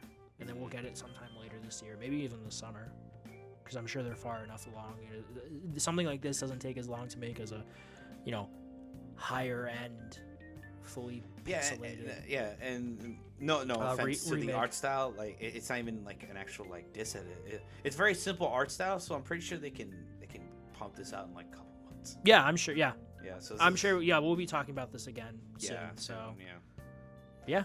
awesome. I'm happy for Prince of Persia fans if they're happy. Yeah, I'm happy. This is looking like a good year for Prince of Persia for once. Mm-hmm. And moving on. Oh fuck! I re-clicked onto the Prince of Persia article. Hold on. Boo! He's not a good host, everyone. Fuck. Okay. Now Wednesday, Blizzard and Blizzard and NetEase brings back games to China. So I remember when they pulled games from China, and like no one was able to play Overwatch or any of like the Blizzard games at all for like the longest time. Yeah. And now it looks like they're coming back with their long partner NetEase. So new deal. They were to broker a new deal. Yeah. Hopefully it's Warcraft, Diablo, and more because of the new deal. Because Bobby Cuckdick is not there. Fuck him. Yeah. I bet you that's why they wanted to cut a new deal. It was like, oh, he's leaving? All right, what do you want? Yeah, so there was a previous deal between them that expired actually last year. They were blaming each other and all that jazz. Yep. You know, usual corporate BS talk, you know, them not knowing what to do. But as part of this new deal, both parties have also agreed to explore bringing NetEase titles to Microsoft, Xbox, and other gaming platforms in the West. I have no idea what NetEase makes, but... Neither do I, but I've heard of them. I'm not going to lie, I had not heard of them until I saw this article. I'm sure if I saw something of theirs, but I don't. I was not familiar with them until this week. It's this chick. Oh, sorry, I was looking at the tweet that was posted by Blizzard Entertainment. But yeah, I'm glad for Chinese players that they get the games. I think that's that's a good takeaway out of it. More Hopefully audience, it's straightforward. Yeah, more audience. I hope it's straightforward. Boosted player Chinese numbers. Government doesn't do any shenanigans. Yeah. Xi Jinping, you Winnie the Pooh. Looking I'm so tired. Yeah, fuck. I don't know. Why are we cursing? Loud noises. All right. But yeah, that's good. Higher player numbers for some of the games like Overwatch and other Blizzard IPs. Specifically Overwatch, because believe it or not, the Overwatch like player base was majority in China. Like I can see that. It outpaced like America and like Europe. I can see by that. a lot. It's a lot of Chinese people. So. And then next is, well, for any of you horror fans out there are looking forward to maybe a sequel to one of their favorite franchises that EA left in the dust. Sadly, Dead Space franchise is on hold due to remake sales new report claims. Basically, it's a pipe dream, and we probably won't get a sequel. No Dead Space 4. And this was reported by Jason Schreier. Well, actually, it started with Jeff Grubb. Oh, it started with Jeff Grubb? Yeah, so fellow Jeff it was Grubb Jeff Grubb claimed that EA was working on a Dead Space 2 remake, but then they did, but they got canceled because of like sales and motives doing other things. Part of the team is now working with who makes Battlefield? Oh, DICE. DICE for Battlefield content for the next inevitable Battlefield, and then the other part, of course, is working on the Iron Man game that we know about. And then the publisher came out and said that this report is flat out true, but then later Jason Schreier came out and shed some light on the rumor, clarifying that the small team at EA Motive began conceiving ideas for a new game, and by new game, like a completely not a remake of Dead Space 2, but like a new sequel to this remake of Dead Space. But it got to a point that Schreier, he said that Dead Space 1's remake sales did not meet EA's expectations, so plans for the new entry were iced. How much? Hold on. Dead Space. So they're working on other projects. So for now, once again, Dead Space is on ice. At least we got a good remake that people didn't buy because they don't know because people suck and they play mostly fucking Madden or COD or Fortnite or GTA. I don't care. Play what you want, but that's what most people play. It sold 2 million copies. I'm sure they wanted more. I mean, these games take forever to make now. I feel kind of guilty because I started playing it and I never beat it, but I only got my copy from the library. But yeah, the takeaway from this is essentially that Dead Space is on ice again, which sucks. No, actually, it sold 4 million units. Wait, no, hold on. This is the old one. What? No, so it only did. Yeah, it didn't blow up the world. Even though it was received well, it just did not translate to sales. So let's do. I guess they were probably thinking with the recent resurgence of popularity with Resident Evil and how that's been a gold mine almost for Capcom. Yeah. Maybe they thought, oh, that'll happen with Dead Space, but I think it's just not, because Dead Space, even back in the day, amongst gamers, Dead Space was well known, but it was never big like Resident Evil or even Silent Hill. I feel like in its heyday, Silent Hill was huge. Whereas Dead Space there's something was missing from that. Missing from what? From Dead Space, like What do that you mean? that like pull that lets people keep playing it over and over again. Yeah, I mean, Because Resident Evil, like, yeah, you have the same levels, but the reason why people kept playing it over and over again is because it was like different shit happened like all the time. Like, yeah, the same enemies, sure. And the same enemies are in the same room like all the time, and the same treasure spots are in the same treasure spots, but like people keep to this day keep playing the original Resident Evil 4. Not even Resident Evil was just, it's a cultural phenomenon. That's why we have so many shitty Resident Evil movies, because it just blew up beyond the video game sphere, like Mario did, or Zelda at this point, or God of War to an extent. Yeah. Halo. Can't wait for the TV show. For what? For God of War. It's being worked on by Amazon. I have no comment on that. What do you mean no comment? I'm not. I don't know. It could go either way. Okay, we just got Fallout, but Amazon is very hit or Invincible, Fallout Boys. I know these are like Wheel of Time, Rings of Power. They have shitty shows too, Abel. Shit, I forgot those exist. Actually, I thought Rings of Power was okay. I liked it. I mean, okay, I'll give you that, but It wasn't like horrendous. It wasn't that It was good, but it was like it was a 5 lot. out of 10. It was like a 6, maybe like a 7, but like it wasn't crazy. All right, well, R.I.P. Dead Space. Rip. We hopefully will be talking about you again in a positive light one day. Hopefully, maybe this is just like a. What is coming out soon, Abel? My prayers have been answered. Oh my god, we all knew this was coming. You're acting like Fallout 5 was announced. Yeah, this pretty much is. No, it's not. It's not pretty much Fallout 5. Anyway, It's not let this nearly guy be a hater in the background. Fucking Fallout 5. All right. This guy be a Fallout 4 is blind getting the fanboy. next gen update, boys and girls. Bringing PS5, Xbox Series X and S, and I'm pretty sure PC is probably going to get an update. Yeah. But anyways, it's coming out April 25th. Yes. Get out there, Lone Survivor. Wait, is it? Yeah, the Lone Survivor. That's the nickname they gave the person Vault 111. I think so. Yeah, You should know. Look, you've played it so much. The guy with the child issue. Anyways, can't wait. From what I heard, this might be to the extent of what the Skyrim remastered update was, where like it came with like a free DLC and stuff and like extra content. Yeah, this comes from Bethesda directly, but this free update includes native applications for PS5 and Series X and S, performance mode and quality mode settings, 60 which FPS. is better because Skyrim. I can tell you something. I started playing a Skyrim, the PS5 version this week. No way. And at the beginning, I'm like, okay, things are going fine. Oh, is that some stuttering I'm noticing? Maybe it's in my head. I don't know. I get to a part, and then I think right after Alduin attacks is when you're about to be executed in Helgen. Yeah. My game, I'm like, oh my god, it froze. It was like 5 seconds of it just being stuck, and then it didn't. And I'm like, okay, fine. I'm running up the spiral staircase in the tower, and there's a part where Alduin crashes through and kills one of the Stormcloaks, and he's breathing fire. Desert freeze. The same audio glitch that was in the PS4 version, where if you listen to it, it cuts out right before it's supposed to naturally end. So it's like, he's breathing fire, so I can't do that sound. But he's like, instead of being like, like naturally ending. Yeah, naturally. It was there 8 years ago in the PS4 version. And I'm like, are you shitting me right now? So I fucking uninstalled the game. But I can tell you, because I checked the menu, as far as I could tell, it did not have you couldn't choose things like performance mode and quality mode. It's obviously that that shit. So there isn't that choice. It's just you're just playing it. It is what it is.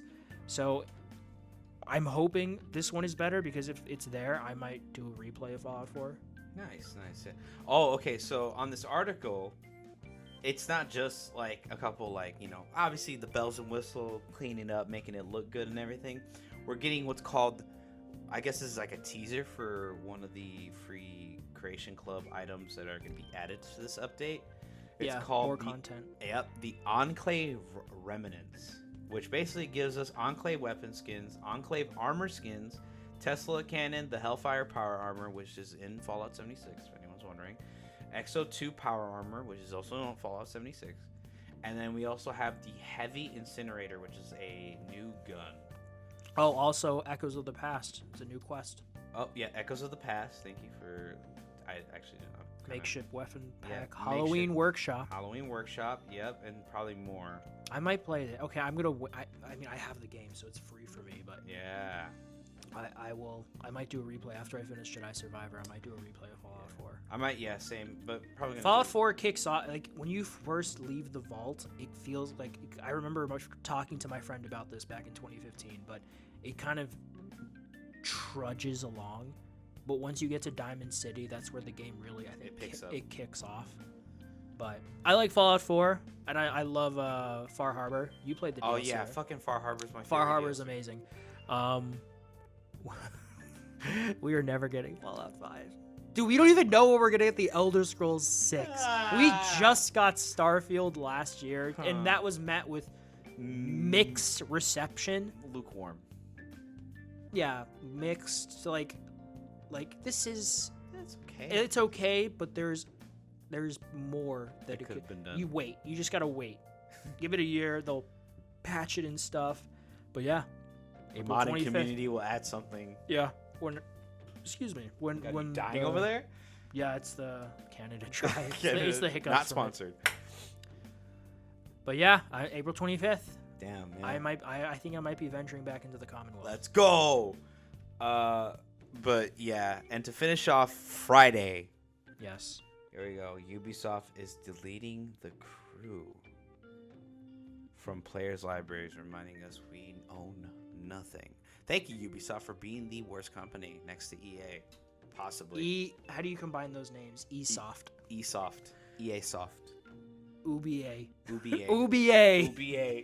Fucking UBA. Fuck you. Yeah. Like, why? Like, okay, that's what I feel like is why I still like buying my own copies. It's still like shit like this isn't happening. I have Jedi Survivor. I have a physical copy of that. I got that from Best Buy for half off, $35. Nice. Yeah, like. But yeah, I agree. Even though I know I use PlayStation Plus a lot, but those are for games that I'm more willing to just try out. Yeah. But for things like I own every all the mainline Assassin's Creed except for Rogue.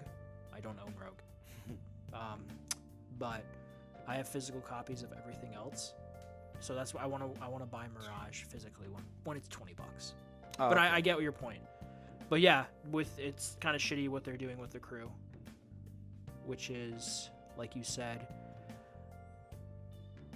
deleting the crew from their libraries. This is from Engadget. Ubisoft's only racing game, The Crew, stopped being operable on April 1st. April Fools. Some users are reporting, however, that things have gone a bit further. They said the company actually reached into Ubisoft Connect accounts and revoked the license to access the game, according to reports by GameRant and others. Some of these users liken this move to theft, as they have purchased the game with their own money and received no warning that Ubisoft would be deleting the the license.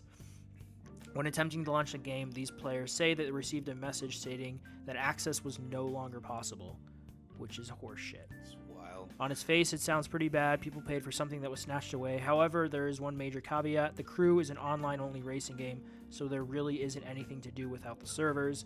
Those servers went down on April 1st, and the game was delisted from digital storefronts. Also, this move only impacts the original game. The Crew 2 and the Crew Motorfest are both still going. Oh, this is the original Crew. Okay. Yeah, this is the original Crew that is online only. So, it's one of those. It's the thing where, since I think they would have announced that servers were going down, but it sucks. Yeah.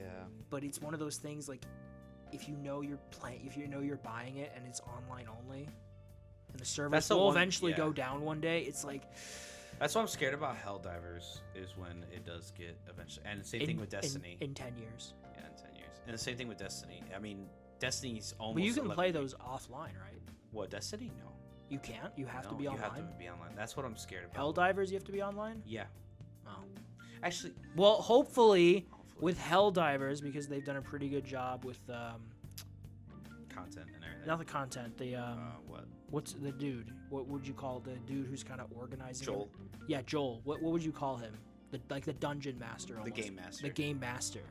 Hopefully, when that day comes, it's in like a natural, like you won the war, you know? Because that would feel kind of satisfying, right? Yeah. Because in the first Helldivers, I mean, you've definitely gotten your money's worth. Fuck yeah, more than. How many hours have you put into it? I think I have 178 hours now. Pump those numbers up. I think actually no, I think there might be more. I'll have to go look for you. I mean, the place is upstairs. I'll check right now. No, it's like, because in the first Helldivers, we won the war. Obviously, that's why we have Helldivers 2. So in the first Helldivers, there's no more online. Like there's still like online matchmaking, but it's for like the little like story mission stuff. But like the actual like online campaign, is gone. Because the servers are off. Yeah, I guess so. But I mean, you can still play. It just feels inevitable with certain online games. Yeah, but it's like in Helldivers 1, you can still like find a match to play the cool missions that they have set up, like the campaign stuff. But like the actual online like starship stuff is like not offline. It's just non-existent. But it's still playable. That's what I'm hopefully hoping. Maybe with Helldivers 2 as an example, we'll get like a little mini campaign that's like certain planets. Like they'll introduce at some point, some offline content. Yeah, like random training grounds, or like a mini story campaign, like a co-op campaign or something. Bot players that like will follow you around and complete missions on whatever difficulty. Exactly. But yeah, anyways. I like how we're talking more about Helldivers when it's the crew. Yeah, well, because I can't think of any other like more recent good in favor. Yeah, I mean, in favor fucking live service games, because right now it's just it could be a slippery slope with digital games because they just took it away. But again, with the crew, the servers were offline, and there's nothing to do in that game without the servers because it's online only. But it's still, it's annoying for anyone who may have just been caught off guard, did not know beforehand that the servers were going. I know a lot of people still play April 1st. Yeah, April 1st, like the fuck you. You don't have the game anymore. I feel bad because there are still people who play on like PS3, PS4 still. For sure. Yeah, so it's a tough world. Yeah. All right, what do we got next? But nothing next. That's it. That's it. All video game news for this week. Ended on a little that bit we of saw. That we saw. Maybe we missed something. Possibly something came out like while we were talking. But we're not professionals. So yeah, but we're not professionals. Do not hold us up to those standards. No, we usually report on what other people report, and they usually tell us everything. Thank you, reporters. Thank you, reporters, for reporting. Yep. But it looks like the movie news is next. Al, you want to take it from here? It was a lot of stuff this week. There was the big event, which is where a lot of this news came from, is CinemaCon, which ran from like Tuesday to Thursday, I think, something like that. Different production companies like Warner Brothers and Universal, Paramount had their own booths. Their own. Oh my God! You forget anything? Oh my God! I can't think of any words. A panel, fucking panel. Jesus Christ, man. Yeah, they had panels. We just got some trailers this week as well. Starting Monday, we got a trailer. I've talked about this before, but we have a trailer for A24's Maxine, which is the third installment in Ty West's Mia Goth X trilogy, which is the first one. If I'm repeating anything, I apologize. But the original, which came out in 2021, I think Pearl was 2022. Yes, it was. Pearl was 2022. I lied. They're both 2022. X was at the beginning of the year, and Pearl was at the end of the year. X is about a group of filmmakers who want to make raunchy films. Yeah, of course. Find a farm to do it. The farmer's not what they see. Bad things happen. It's very reminiscent of 70s slashers like Black Christmas and specifically Texas Chainsaw Massacre. Pearl is a prequel about the farmer, the female farmer, and her young days and how she went crazy. That one is more reminiscent of something like Psycho. That one I think is the Pearl. They're all and Maxine are now all in a like. Yeah, they're all part of the same trilogy. Okay, yeah, so Maxine goes back. Yeah, Maxine goes back following Maxine. She's the only survivor of X. Yeah. Spoilers. Yeah. And she goes to Hollywood to make it big, and now she's dealing with a serial killer there. And just judging from the vibe of the trailer, it's very, Ty West likes to change it up between each one. Like I said, X is more slasher, Pearl is more psychological. Still slasher, but Psycho. Yeah. And this is more of almost like a Scream situation, but less satirical than Scream. Oh yeah. But yeah, I'm excited for this. I've really enjoyed this trilogy so far. Yeah, I liked X. I haven't seen Pearl though, but I heard it's really good too. Yeah, you should definitely watch Pearl, but it comes out later this summer. Later this summer, okay. Yes, so Mia Goth, don't attack anyone. She's being sued for attacking someone. I have no idea what happened with that. I don't know the details, but yeah. Mia Goth, don't attack anyone. At least not until this comes out. I mean, it's already been filmed, but I digress. And then, this one makes me happy. Oh, have you seen Alien? Yes. Alien. Yes. Ridley Scott's Alien, yes. 1979, is returning to theaters starting April 26th. 20th Century Studios announced it this week. Of course, the unforgettable classic directed by Ridley Scott, yada, yada, yada, premiered more than 40 years ago. It will be in theaters. Yeah, it's coming back to theaters. Just check your local listings. Unfortunately, there's nothing in this article that I can see that stands out about how long it'll be in theaters for. I imagine maybe a weekend. That's usually what they do for these re-releases, because this is not the only re-release that's coming out. We have, starting tomorrow, Spider-Man comes out, and then next week Spider-Man 2, and the following week Spider-Man 3, and so on and so forth. So it kind of just continues this trend of re-releasing older stuff in theaters, and I'm happy that Alien is going to be one of them, because it's definitely, it's worth seeing on the big screen. Yeah. The only reason we have Alien, because at the time, they were not interested in doing, sci-fi. It was very unproven in the box office, but then Star Wars came out and blew up and was Star Wars. So all right, we'll do Alien, and then Alien came out, and the rest is history. But yeah, it's coming to theaters, so check your local listings. Can't wait for some of these younger kids get to see Aliens. This is a really good movie. Yes. And then more trailer stuff, because this week we got our trailer for Joker. No, it's Folie et Deux. It's French. Came out this Tuesday. It's 167 million views in its first 24 hours. Pretty big. Of course, this is a sequel to the 2019 film, Joaquin Phoenix. He's in Arkham. Spoilers. But now you have Harley Quinn, played by Lady Gaga. Yeah, looks really good. Cinematography-wise, it looks very... She looks young, even though she's like... Yeah, she's in her late 30s now, I think. Let's look it up. Thank you, the internet. Lady Gaga. Lady Gaga, she's 38. Wow. Yeah, she looks really young. Wow, she's short. She's only 5'1". Yeah. But yeah, she is Harley Quinn in this. Man, she really fits the Harley Quinn vibe in this. There's a lot of great shots, the parallel stuff from the first movie, like the staircase and the smile, the arms dancing. Out. The dancing on the rooftop. It's gonna be hot. Instead of La La Land, it's gonna be Ha Ha Land. Ha Ha Land, yeah. I stole that from the internet, by the way. I did not come up with that. Pretty good. There's a great final shot that maybe doesn't make sense in universe, but for a trailer shot where she's behind glass, visiting like in prison, and she uses her lipstick to make a smile, and it just pans in a way, and he smiles. Yeah, it's perfectly shot. Yeah, it looks gorgeous.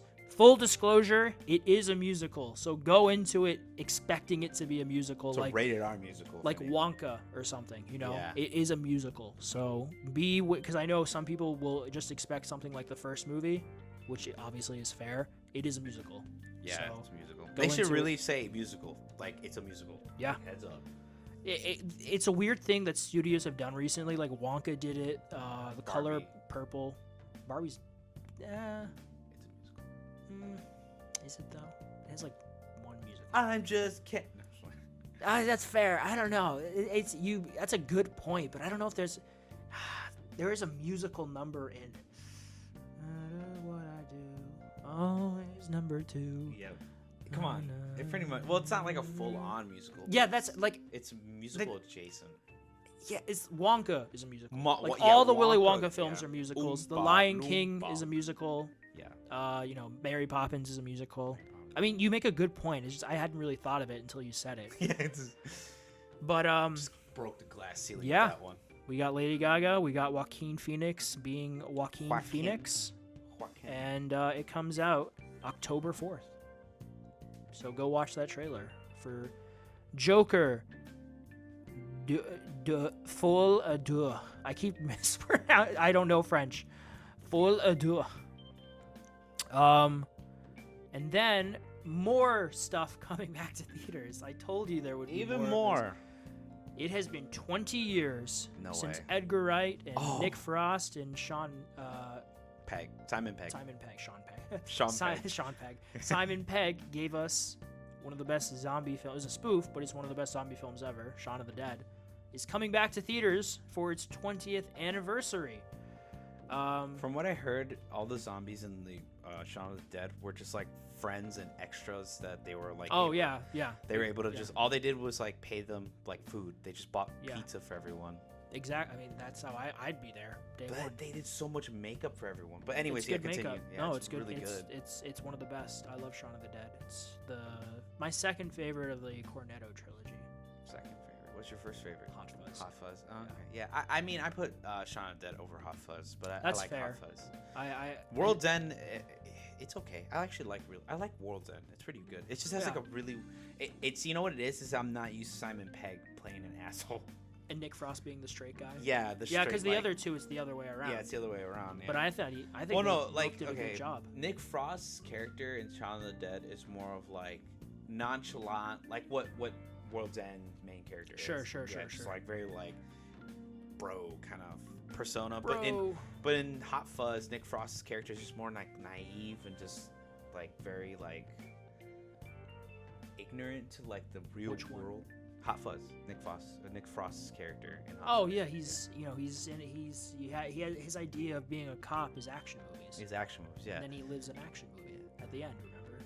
Yeah. And That's the point. Because he lives in such a small town, all the excitement he gets, a small, because shit happens. But he just watches a bunch Shame. of movies. Yes. Shotgun shot. No! Firing in the air, Yeah. like in Point Break.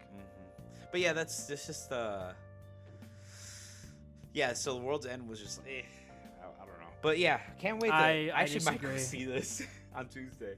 Wait, Well, I don't know when it comes out. when it comes out, I thought it said hold on. There's a Simon Pegg made a post. Said 20 years ago to this very day, our movie came out in UK cinemas and changed my life forever. Oh no, I'm sorry. This is Edgar Wright's. This is not Simon Pegg. Edgar Wright, because he directed it. Yeah. Eternal thanks go to everyone who helped make it and everyone who saw it and made it a hit. But wait, there's more. And then he announced that it's going to be in theaters again. This year? Check your local listings. Okay. Yeah. I believe it's going to be sometime this month. So Got it. Okay. Keep an eye out for Shaun of the Dead shambling into your theaters. Shitty pun. I didn't even realize it until you said it. And then we get into the CinemaCon news of the week, and there was a lot of it. To What? start off with, because why not? Because she got lucky with Barbie, and now she's doing. She's also doing The Sims. Margot Robbie to make new Monopoly movie. What the fuck? Wait. This hold comes on. from the Washington Post. Fresh off her Fuck off. success as a producer and star of Barbie, Robbie is creating a Monopoly movie through her production company, Lucky Chap. They'll be joining forces with the game's parent company, Hasbro Entertainment and Lionsgate, which owns the rights. To bring the classic board game to life, the companies announced the news at CinemaCon conference in Vegas. Dude, I want to go to that. CinemaCon? Next year, I'm going to go to CinemaCon. Because Superman's Las gonna be there. Vegas? I want to go. You ever been to Vegas? Nope. We're going to C2E2 this year. Let's Next go to year- Vegas. Next year, CinemaCon. Let's CinemaCon go. Vegas. Let's do it. I'm down. But yeah, I could not imagine a better production team for this beloved and iconic brand than Lucky Chap, Lionsgate Motion Picture Group Chair Adam Fogelson said in a news release Wednesday.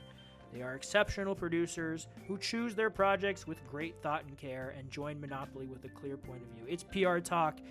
Barbie happened and it was a big success. We're doing The Sims. Now we're doing Monopoly because the Hasbro Mattel universe is a go. It's a go. The Margot Robbie universe is a go, more like it. Yeah, so I'm very curious to see what approach. If it's more satirical, From Wolf of Wall if it's Street. meta like Barbie, Yeah. or if it's like, oh, we're Monopoly pieces. Oh wow. Is it going to be just the Monopoly man? Is he going to be the main character? Is it going to be Chris Pratt again?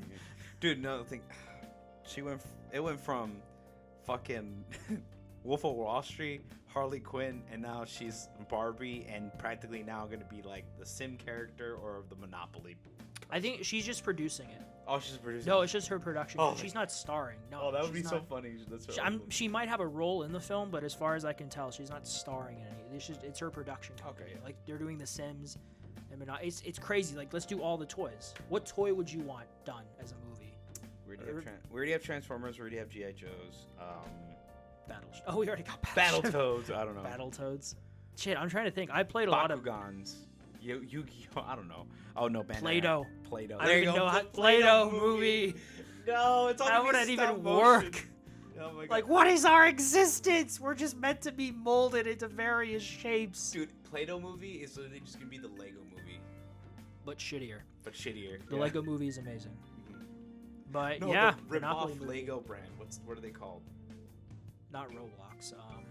That's the game. Yeah, like it's like Mega Bloks. Mega Bloks. There you go. Yeah, Halo. There's Halo Mega Block sets.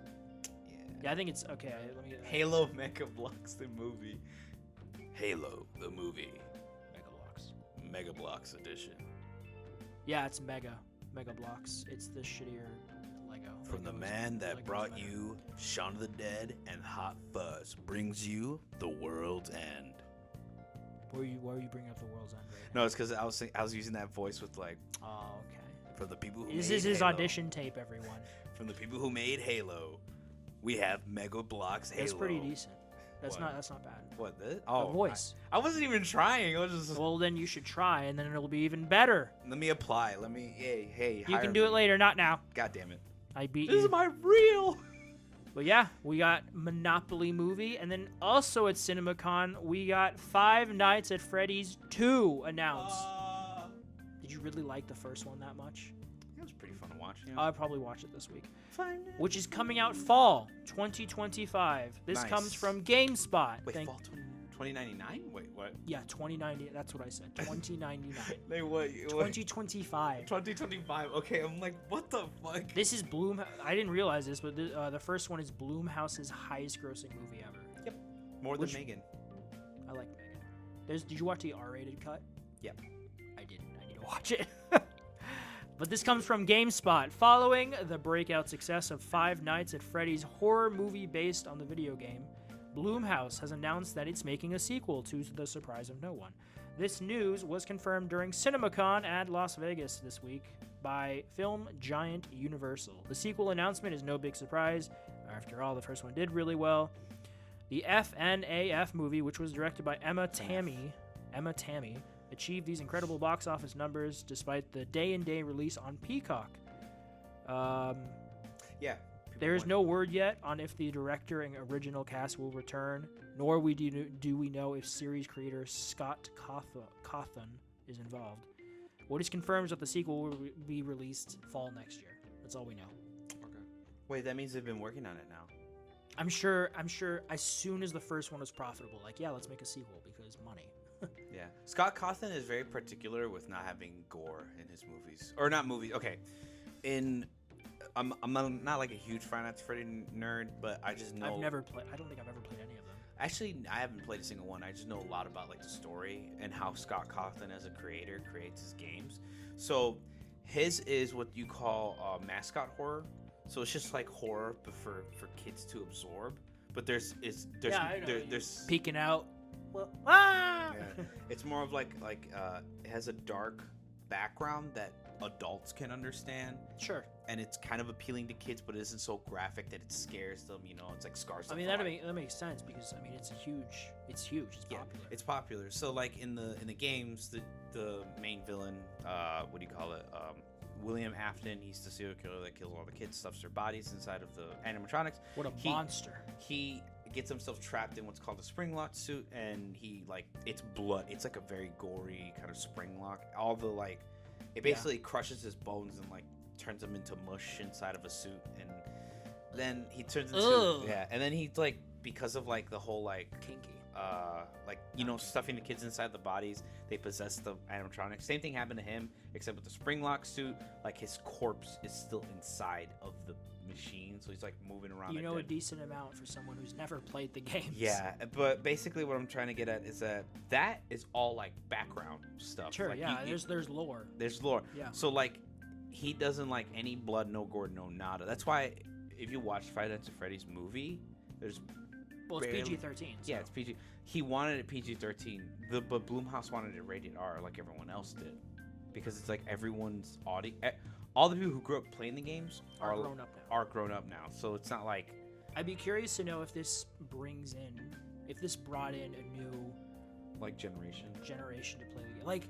We didn't talk about it yet, but Fallout's game numbers spiked this week. Which one? All of them. Fallout 76, 4, 3. I mean, I think the highest ones, I think 4, because those are the most recent ones, 4 and 76. Okay, yeah. But because of the show's popularity, I mean, that happened with The Witcher. It happened with The Last of Us. That's just because Cyberpunk. Yeah, exactly. Cyberpunk with Edge Runners, which I still need to watch. Yep. But yeah, I bet it happened there as well. But we're getting a second one, Abel. Woo! I'm gonna watch it this week, and I will let you. We'll talk about it next weekend.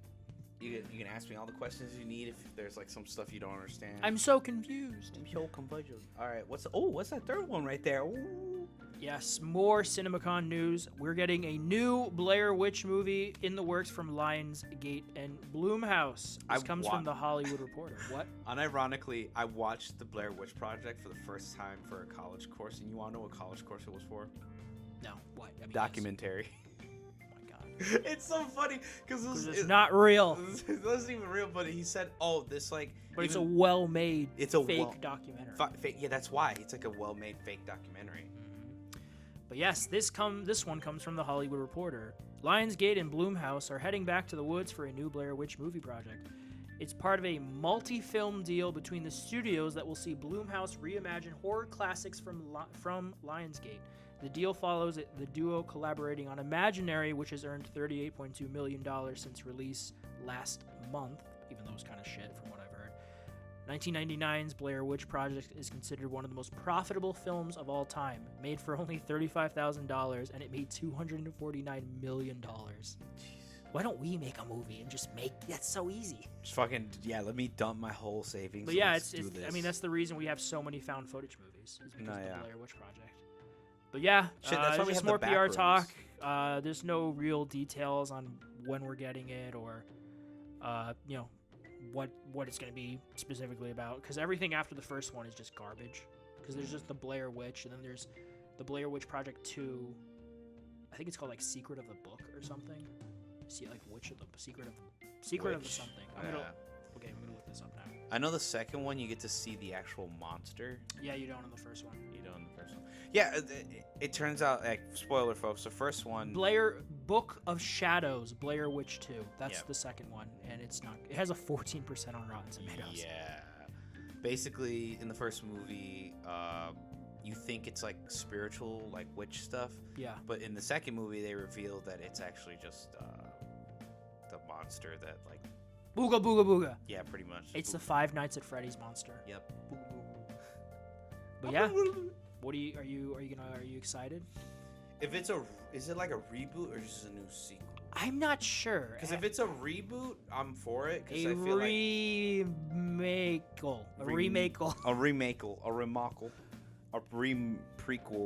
whatever. Again, I have not seen the original. If they see do, if it's on anything right if they do the Blair Witch Project and it's a remake, I think it would be great because it'd be in the new age of found footage. We can probably do like an iPhone thing. It's on Freevee right now. Freevee? Oh. But like I said, you can do this with like the new age of technology with like phones and stuff, and it'd be like a nice find. Yeah, a new way. Yeah, there is potential there. Because a lot of people carry like fucking what are they called? GoPros. GoPros. There you go. Thank you. And then like they can do like a whole. There's new angles. Approach it. Yeah. Drones, all that other stuff. Yes, drones. The witch is like, what's that? And then like new societal like norms, like people who are like crazy, like not crazy, but you're crazy. What do you call it? Conspiracy theorists. So, oh, like they could have like there's so many angles they could approach it from. I mean, at this point, we can just speculate, but I'll watch it. Yeah, I gotta watch the original. I'm gonna watch it. Fuck yeah, I watched the first one, so yeah. But moving on from witch stuff, we have turtle stuff. Oh, yeah. We are getting, this comes from the Hollywood Reporter again. Thank you guys for being professionals, for us non-professionals. Yep. We are getting a live-action R-rated Teenage Mutant Ninja Turtles movie in the works from producer Walter Hamada. He did DC stuff, that's not the point. This is based off of The Last Ronin, which is a recent TMNT book from IDW. They did really well. It is, every time I go to the comic book store, it's always in the top, like, #1 best-selling for the month. Because they always have top 50, and #1 right now is always The Last Ronin. Yeah, the Last Ronin's made by the original creators of TMNT. Yeah, Kevin Eastman. And it's essentially it is set in a dystopian future where the turtles are all gone. But for one, I'm not going to tell you who, but it's a very it's very bleak and depressing with glimmers of hope, and it's really.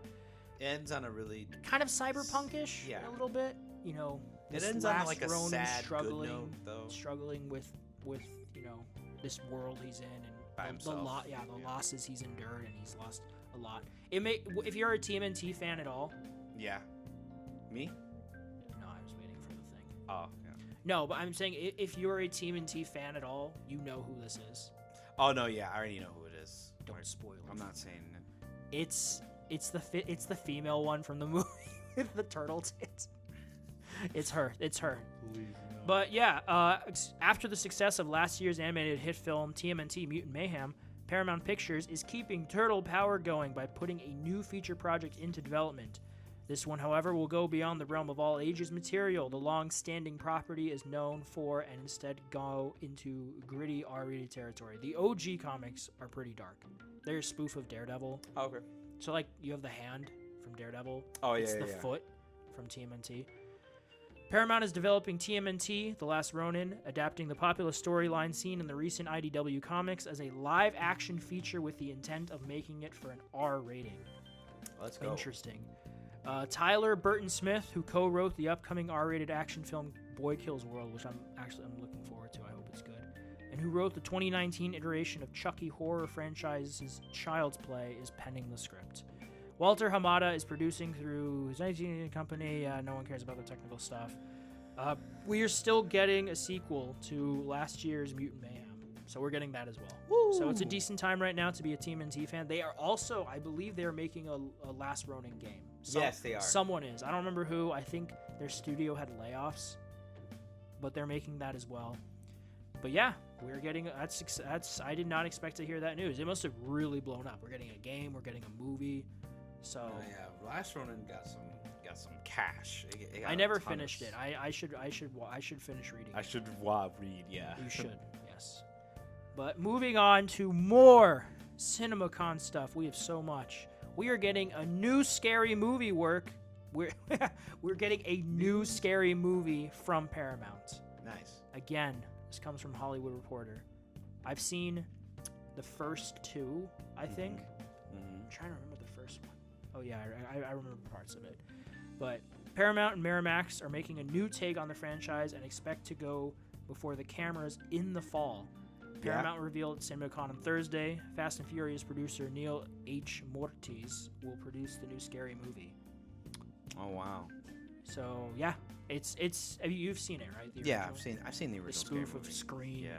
I Know What You Did Last Summer, and I think the second one is the one that goes into like Saw. haunted houses and stuff. Oh. And then one of them is I think Alien Abduction. I have to watch or rewatch. One of them is like Saw. Yeah, yeah, for sure, because Saw became big. But the first one is very much like the teenage, Scream. I Know What You Did Last Summer. Yeah, Which is ironic because Scream was a spoof of slashers. Yeah, and then it gets spoofed. Fucking great. But yeah, Scary Movie is they're so stupid, but they're so fun. So I'm curious because we do not get a lot of spoof movies anymore. So I'm very curious to see how they tackle this. This one, I saw it speculated online, and I agree. This one will be a spoof of like elevated horror. Recently, stuff like Hereditary and Midsommar. Things like really like high, like artsy horror sort of shite. Yeah. But I thought they would do like make fun of remakes, even though the They'll remakes are probably do really that good. which remakes? The Halloween one. They could do that. The as scary, well. oddly enough. That's a good movie. Yeah, right. They could do that as well. Technically, that's not a remake; it's a sequel. It's a sequel. Oh, I thought it was like a reboot sequel like thing. It's a reboot, but it's a sequel because it's just called Scream 5. It's just called Scream. Yeah. But it is a direct sequel to the first 4. Okay, yeah. It's not like a new universe or anything. But Yeah. Halloween, We're getting a new Scary Movie. There's no word. Chucky, yeah. We don't know when it's coming out, who's gonna be in it. It was announced. Yeah, we're getting it. I'm excited. We're probably gonna get a bunch of like TikTokers in it. Oh my god, yeah, we are. And then more stuff from CinemaCon. Yeah, I heard about We are this. getting a Transformers G.I. Joe crossover movie made official by Paramount. Yeah, which because it was comes from teased at the CinemaCon. end of Rise of the Beast. Yeah, the last one. Yeah. I haven't seen it, but that's what I've heard. Yeah. This comes from Deadline. We knew this was coming, as indicated by the coda of last summer's Transformers Rise of the Beasts, but G.I. Joe team and Transformers are getting together for a new feature at Paramount. The idea is based on a storyline played out for the Hasbro brands in their 1980s Marvel-published comics. That coda from Rise of the Beasts see that Transformers hero, played by Anthony Ramos, getting approached in a secret bunker by a member of the Michael Kelly. Steven Spielberg is executive producing the new film. No filmmaker attached yet. But yeah, I mean, that's expected. I'm sure it'll be the same cast, and we'll have to see when it comes out. Maybe next year or the year after, I'm going to guess. Mm-hmm. Are you going to watch it? I mean, I like G.I. Joe. Did you watch Rise of the Beasts? No, I didn't get to see it, but I heard it was really good. And I saw the G.I. Joe with G.I. Joe. with The Rock in it. Oh, yeah. It was like the Rise of Cobra or something. Rise of Cobra. Yeah, I watched that and the one before that one. It was really good. I mean, it really good for my little boy brain when it Little came boy out. brain. Yeah, but No, I gotcha. Yeah, I mean, they're stupid fun. they're just super fun. Yeah, pretty much. I haven't seen Rise of the Beasts, so. Yeah, I need to watch it. That's the one movie because I love Transformers. I just haven't had Robots in Disguise. disguise. I used to think that they were saying Autobots. robots in the sky. Robots. Oh no, I it's mean, Robot in Disguise. Yeah, robots in disguise. In the skies. In disguise. Yep. I mean, they fly sometimes. Autobots roll out. I can't do his voice. It was decent-ish. It was okay. It's like budget Optimus. It's like budget Optimus Prime. It's Optimus Prime. Optimus Prime. Optimus Prime. Autobots. But more. Oh yeah. CinemaCon news. We are getting a new SpongeBob movie. The SpongeBob movie, Search for SquarePants, to release in theaters in 2025. This comes from comicbook.com. SpongeBob SquarePants is getting a new project with the SpongeBob movie, Search for SquarePants. CinemaCon is rolling strong in Las Vegas, and Nickelodeon rolled out their big star for the festivities. The SpongeBob movie, Search for SquarePants, hits theaters on December 19th, 2025, which is around, I believe, when the Avatar movie comes out. Really? Yeah, the Last Airbender one. Oh, okay. Yeah. In this new feature, SpongeBob is headed to the depths of the ocean to square off with the Flying Dutchman's ghost. It will probably take a similar tone to the other 3 movies that fans have loved over the years. No word on if Keanu Reeves is set to return yet. I'm sure if you asked him, he would say yes. Yeah, you know what? I don't know if you've We're ever getting a seen... Sandy Cheeks movie this year. Wait, what? Saving Bikini Bottom, the Sandy Cheeks movie, is actually a spin-off from the main franchise, so technically the SpongeBob movie, Search for SquarePants, will be the latest mainline adventure. You know what I still haven't played? What was the new SpongeBob game that came out? Oh, it was a sequel to the Battle for Bikini Bottom. Battle for Bikini. It's called SpongeBob SquarePants. I need to play that. Rift in something. Hold on, I need to look it up. If it's cheap, I might buy it right now. I kind of want to. I'm like out of nowhere. I'm really in a SpongeBob mood. SpongeBob new game here. Hold on. New Sponge. Oh wait. Oh no, that's no wait. Yeah, it's not in the light. What? Oh, here it is. The Cosmic Shake. There you go. The Cosmic Shake. Oh my God, it's $40. All right. It's pretty good. I'll wait till it's on sale. Yeah. I'll put it in. I'm gonna put it in my wish list so I know when it goes on sale. In this game, you can actually hear Tom Kenny's voice taking a beating, man. He's been around. He's been around for a while, man. He's doing good. Are you excited for this new SpongeBob movie? That was terrible. Wait. Fuck. I can do Patrick. It's easy. Where's SpongeBob? Hey, SpongeBob. SpongeBob. I am a metaphor for adults, and you are a metaphor for children. Because when you're a kid, you're SpongeBob, and you're an adult, you're Squidward. Now yeah, we're gonna play I don't think I saw the last one. The original, the 2004 one, is timeless. God tier. God tier. And then the one after, the one where they, oh man, I can't remember that one at all. But it was more. It was when they go to the surface. It was very 3D. It was 3D animation. Yeah, I know what you're talking about. But I don't think I saw the one with Keanu. I didn't see the one with Keanu. I saw the one where it's 3D-ified. But I'm gonna look. It's so funny is I always remember the quotes from the movie. Okay, so there's the SpongeBob SquarePants movie. That's the 2004 one. I'm ready. Demotion. Yes, the last one was the SpongeBob movie, Sponge on the Run. Sponge on the Run. That one I think has Keanu in it. Keanu being the guy. He plays a tumbleweed. Yes. What a god. Yeah, and then the sponge out of water. That's the then they become superheroes. Yeah, and then the SpongeBob SquarePants movie. Yeah, but originally the 2004 one was going to end the show. The 2004 movie. It was supposed to be like the end of the show? Yeah.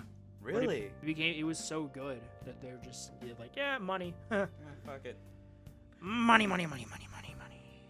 But yeah, I'll watch the new one. I like Depression. I'm ready.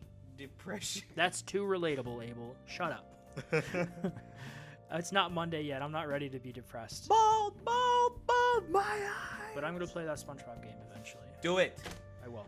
I'm sorry. But final film news of the week. This is not from CinemaCon, though. Interstellar, for its 10th anniversary, is coming back to theaters this fall in IMAX 70mm. This comes from Variety.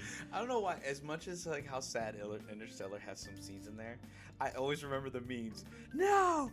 Oh yeah, you're talking to your your younger self, making stupid decisions. No. That would be me in a heartbeat with so much. Dude, yeah, holy fuck.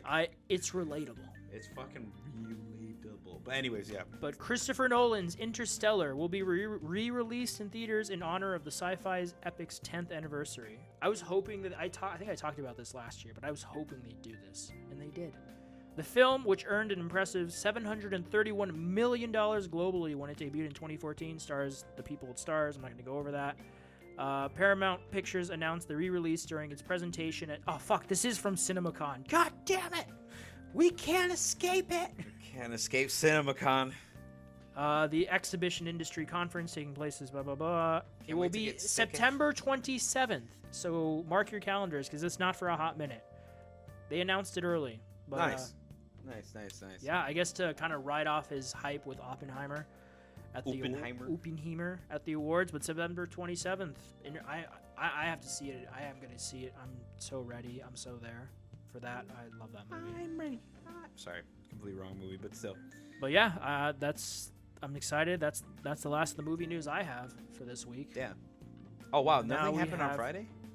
Nothing I noticed. Oh, okay. I think by then CinemaCon it kind of died down. But now we got TV news. Do you want to go over it? Or do you want me to go over it? We can share. We can go flip flop. You do the first one, I'll do the second one. Or actually, I can. You do the first one. The first one, yeah. Okay. Fallout. This is like a strong rumor, by the way. Oh yeah, this is preface, but I mean, it's gonna happen. It's practically gonna happen, but just a strong rumor, but practically confirmed at this point. Fallout, the TV show, is being renewed for a second season. Yeah, essentially, yeah. Again, we want to preface it by saying it has not been officially confirmed. Yeah. This is where did I even see this from? Oh, this is from IGN. Yeah, IGN. They got a promising sign for season 2. Okay, yeah, it was the IGN. Mm-hmm.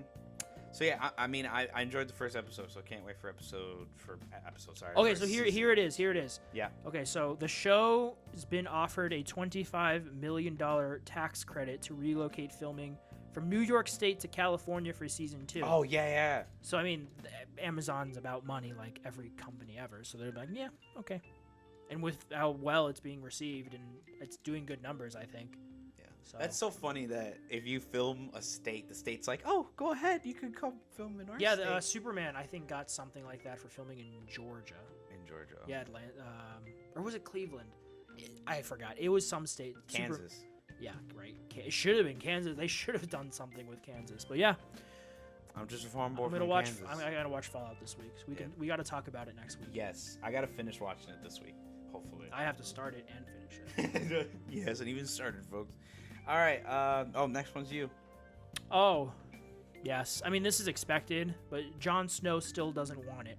But this comes from essentially Kit Harington that we are no longer getting the Jon Snow spin-off at HBO. Oh, wow. This comes from Screen Rant. The Jon Snow spin-off of Game of Thrones is no longer in active development at HBO. Though the main series ended in 2019, the fantasy franchise is continuing with multiple prequel series based off the works of George R.R. Martin, including House of the Dragon and the upcoming A Knight of the Seven Kingdoms, the Hedge Knight. It was first reported in 2022 that a Jon Snow spin-off series, which would act as a sequel to Game of Thrones following Kit Harington's character, was in development. Now, during an exclusive interview with Screen Rant promoting Blood for Dust, Harington confirmed that the Jon Snow spin-off series is no longer in development. The actor says the project was previously in the development stage, but currently it's not, and it's off the table because they couldn't find the right story to tell. Though it's no longer in active development, Harington hopes that they can revisit the project sometime in the future, and then read his full comments below. But yeah. Oh, okay. Yeah. Too bad for those Game of Thrones fans. I mean, we got House of the Dragon right now, and the other one coming out. House of the Dragon's pretty good.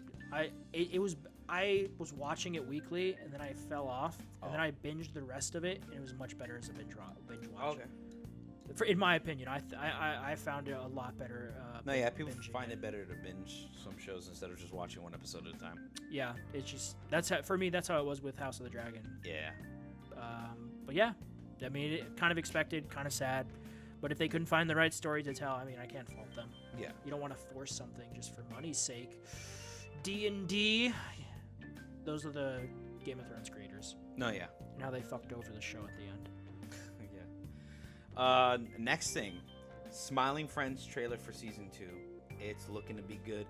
And just to add on to that, Gwimbly, I lied about my trailer rule. I watched the trailer for this. Of course. Because I'm fucking so excited for this show. But yeah, so report from the Collider basically said Smiling Friends Season 2 promises chaos laughs as Pim, Charlie, and crew tackle new wild misadventures. Season 2 will feature more animation styles, including retro video game graphics, rotoscoping animation. The first episode, there was a retro Gwimbly. Yeah, Gwimbly. Ooh, ooh, ooh. Ooh, ooh. Did you watch it? Yeah. Oh, you did? Yeah, I did. Oh, how'd you watch it? I love from Max. Oh, you watched it? It was on Max? Yeah. The new episode? Yeah. With Gwimbly? Yeah. No, it wasn't. Yeah. I think I watched it on Max. I mean, whatever. My mom had it on the TV. I saw. It was on Adult Swim. Oh, okay. Well then. Well, I don't know. I didn't see it on Max, but they could have posted it there, but it's probably on there. But the fucking oh my god. Ooh ooh ooh. I don't know the YouTubers like that deep, but I know the animation styles are actually made by YouTubers from online. So Gwimbly was guys are made by. Gwimbly was made by a guy that like makes like literally actually. Plug in my laptop. Not Gwimbly, but the guy who made Gimli is an actual YouTuber that actually makes like old retro video game art and stuff, like 3D retro games. And then the rotoscope dude is the fucking stupid comedy thing. I forgot what it's called. But anyways, adding comedic chaos. Viewers received an early sneak peek of Smiling Friends Season 2 on Adult Swim with the surprise drops and puppet remix of Season 1 episodes. Yeah, I watched the first. Yeah. I'm plugging in my laptop. It's about to die. This man is struggling to keep his laptop alive on its legs. I think you have to plug it in over there. Yeah, go ahead, feed it to me. Nom nom nom. Nom nom nom. All right, here we go. Nom nom cookies. All right. Yes, I watched it as well. I really liked it. My bad. Actually, hold on. Flip around for you. Closer. Boom. I'm very excited. I watched the trailer. You got the return of Mr. Frog. I can't. Mr. Frog. I ate my show. I ate the bug. Mama, I ate the bug. This is the end. I love you. Wow, I can't wait for episode 2. But you only have to watch seasons 6 through 15. yeah. But yeah, I'm very excited. I love this. Is probably my favorite animated show right now. Yeah, it's pretty good. Yeah, It's very good. It's weirdly relatable. But yeah, we'll definitely talk about that more when the show comes out. If you want to see the inside May 12th. of Al's brain, just watch. But yeah, if you can find it online, watch the new episode. It's especially if you play video games. Yeah. It'll speak to you a little like it spoke to me. But what is next? Oh yeah, Fallout is out. Right. Fallout came out this week and it got pretty good reviews. I know we keep talking about Fallout. Yep. But yeah, the rumor that was at the beginning of the week kind of, and then it focused more towards the end. But then this Thursday, yeah, Fallout was released. Every episode is available right now on Amazon Prime. Yeah, it came out. It got pretty good reviews. Right now it has a. Oh my god, it's still loading. It has. I think it's a 94. Why is it so slow? It wasn't this slow before. Oh my god. I got you. Hold on, folks. It has a 94 average the fuck? tomato. It's still loading. Tomato meter, and it has an average 87% audience score. So it's pretty good. It's getting some really good reviews. Yes. You know, you can't please everyone. It was so funny. There was some New Vegas fans pissed about something, like they thought it omitted New Vegas, like it didn't make it canon, and then the creator had to come out and say no, New Vegas is canon. Yeah, New Vegas. So Fallout fans are idiots. Yeah. Every fandom is fucking stupid. You do not want to. The last thing you want to do is interact with the fans of a fandom. You know, but you know what's so Star funny? Wars, don't talk with Star Wars Wars fans. Oh my god, it's not even loading now. But the thing is with that, what he just mentioned, folks, is that each game actually has its own fandom. Fun fact. So Fallout 1 has its own fandom. Fallout 2 has its own fandom. Yeah, Fallout for 3, sure. New Vegas, and 4 have their own fandom for Fallout. Because oddly enough, those are 5 games. All 5 of those games, Fallout Tactics. Even Fallout Tactics even has some fans. They all perceive Fallout differently. Not perceive it differently, It's the but beauty of Fallout. it's the beauty of Fallout. But anyways, yeah, it's looking great. The only reason why they thought it was omitted is because it takes place in California, and in Fallout New Vegas, it's with the California New Republic. But there's no New Republic in the show so far. I mean, I only watched the first episode. We see the Brotherhood of Steel is there. There was something it's one of the later episodes. There's like a timeline that people were misreading or something. Oh, okay. With the arrow, but they came out and they're like, all the games are canon. So I remember Todd Howard, or someone, I think it was Todd Howard, saying like, hey, don't do this certain stuff because we're gonna do it in Fallout 5. So I'm curious to see where that goes in 10 years. Because we're gonna 30. Yeah, you're gonna be more than 30 because I'm gonna be 30 in 10 years from now. I'm gonna be 36, almost 37. 34. There you go. See, we'll be in our 30s. Fuck Our me. mid late 30s. We'll have a bunch of fucking C2E2s and fucking CinemaCons under at our our belt, but no E3s. or Summer Game Maybe we Fest. can go. I don't want to go to Summer. Game Awards. Could go to the Game Awards. Dude, maybe we can go this year. Do you think they'll do it in theaters? Or in Chicago? Well, okay, if I meant like in person. Yeah, where? It's in Los Angeles. Fuck. All right, yeah, man. Or no, is it San Diego? Whatever, it's in California. It's in someplace, yeah. It's someplace on the West Coast. But yes, because we're schmucks, we didn't do it this week. We didn't finish it. But we will talk about Fallout next week when we watch the show. We can give you our thoughts. And prayers. Yeah, thoughts and prayers. Next thing is we are getting a Heroes reboot. You remember Heroes? Do you remember the show Heroes? Oh yeah, Heroes. I was like, Heroes sounds familiar. Wings of an eagle. That's what it's. There's like a lady that had like a split personality syndrome that like Yep. killed people, but then she also can stay alive for some reason. Yes, She can't die. It's weird. it is weird. But this comes from Variety. A new Heroes reboot series is in development from creator Tim Kring, Variety has confirmed. The reboot, titled Heroes Eclipsed, haha, we just got an eclipse, is set years after the events of the original superhero series as new evolved humans are discovering their powers. Kring is executive producing Heroes Eclipsed with his manager, Mosaic's Jordan Kerf. Casting has yet to be announced. Heroes ran from 4 seasons on NBC from 2006 to 2010 and progressively got worse and worse. We have no idea when this will come out.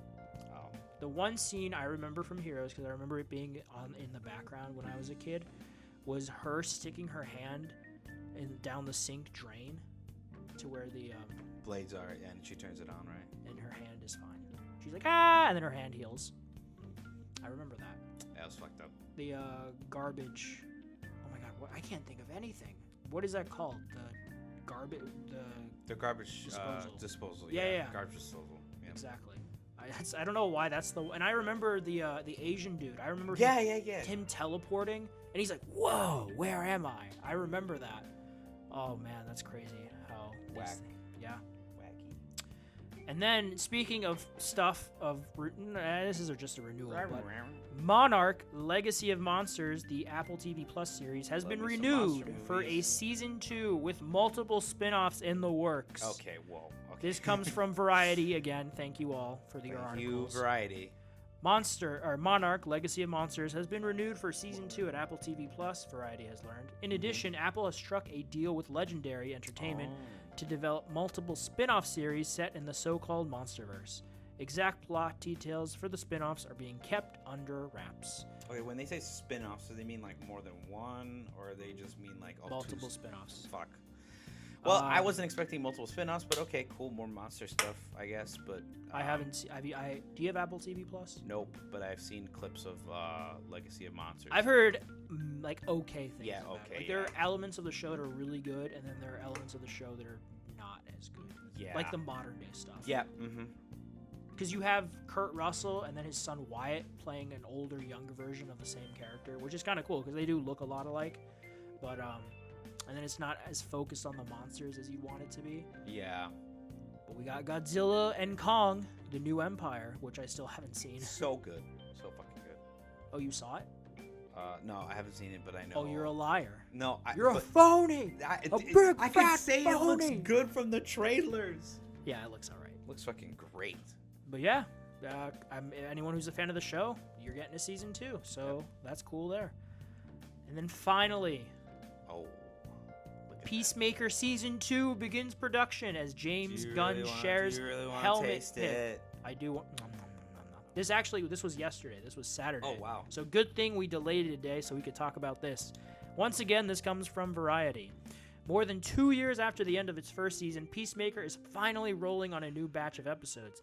DC Studios co-chairman and co-CEO James Gunn took to Instagram on Saturday to reveal a selfie reflected in Peacemaker's signature headgear. Oh, there's Gunn John Cena simply right there. titled the picture Day 1, Season 2, mermaid emoji. As in the vigilante would do that in his text in the first season. Gunn created and directed the first season of the Max superhero show, which stars John Cena as the violent yet sensitive Peacemaker. The first season also starred Daniel Brooks, Chud Woody. Oh my god, I'm not even gonna. Chud. I'm not gonna butcher his name. Jennifer Holland, Steve Age, and Robert Let's say Patrick. Steve Carell is what we're Yeah, what? Steve Carell. But yeah, he's not, as far as I know, he's not directing every episode like he did for the first show, because he's also doing Superman right now. Mm-hmm. But he's obviously a producer, and he's going to direct 1 or 2 episodes. But I'm just happy we're getting it, you know, because I really want to taste it. Do you really want to taste that? That's how you do an alien invasion film. Yep. That's how you do Secret Invasion. Peacemaker did Secret Invasion better than Marvel did with Secret Invasion. God, that show sucked ass. Oh my god. How bad was it? It was terrible. I saw clips and it was pretty fucking bad. But Well, yeah, I mean, are you they excited had, like... for season 2 of Peacemaker? Yes, because I love Peacemaker. I watched the whole first season. It was fucking gas. Because he really wanted to taste it. Really want to taste it. But it's crazy how, because of John Cena and James Gunn's vision, Peacemaker has become kind of a staple character now. Yeah, no. Because before, he was a Z-lister. The most notable thing about Peacemaker is that he was the inspiration for the comedian in Watchmen. Mm-hmm. Because of those characters. Oh, I can't remember the company. DC had recently purchased characters from another comic company. I can't remember what they're called. And Alan Moore wanted to do a story about them, but they're like, no. So he's like, fine, I'll just make up my own characters and they'll be inspired. So, you know, Question became Rorschach. Peacemaker became the comedian. Captain Atom became Dr. Midnight. Yeah. Or Dr. Manhattan. I can't remember the other ones. Those are the big ones. Owlman or whatever it is? I can't remember. Oh, yes. Blue Beetle became what's his name in the movie? Is it Night Owl?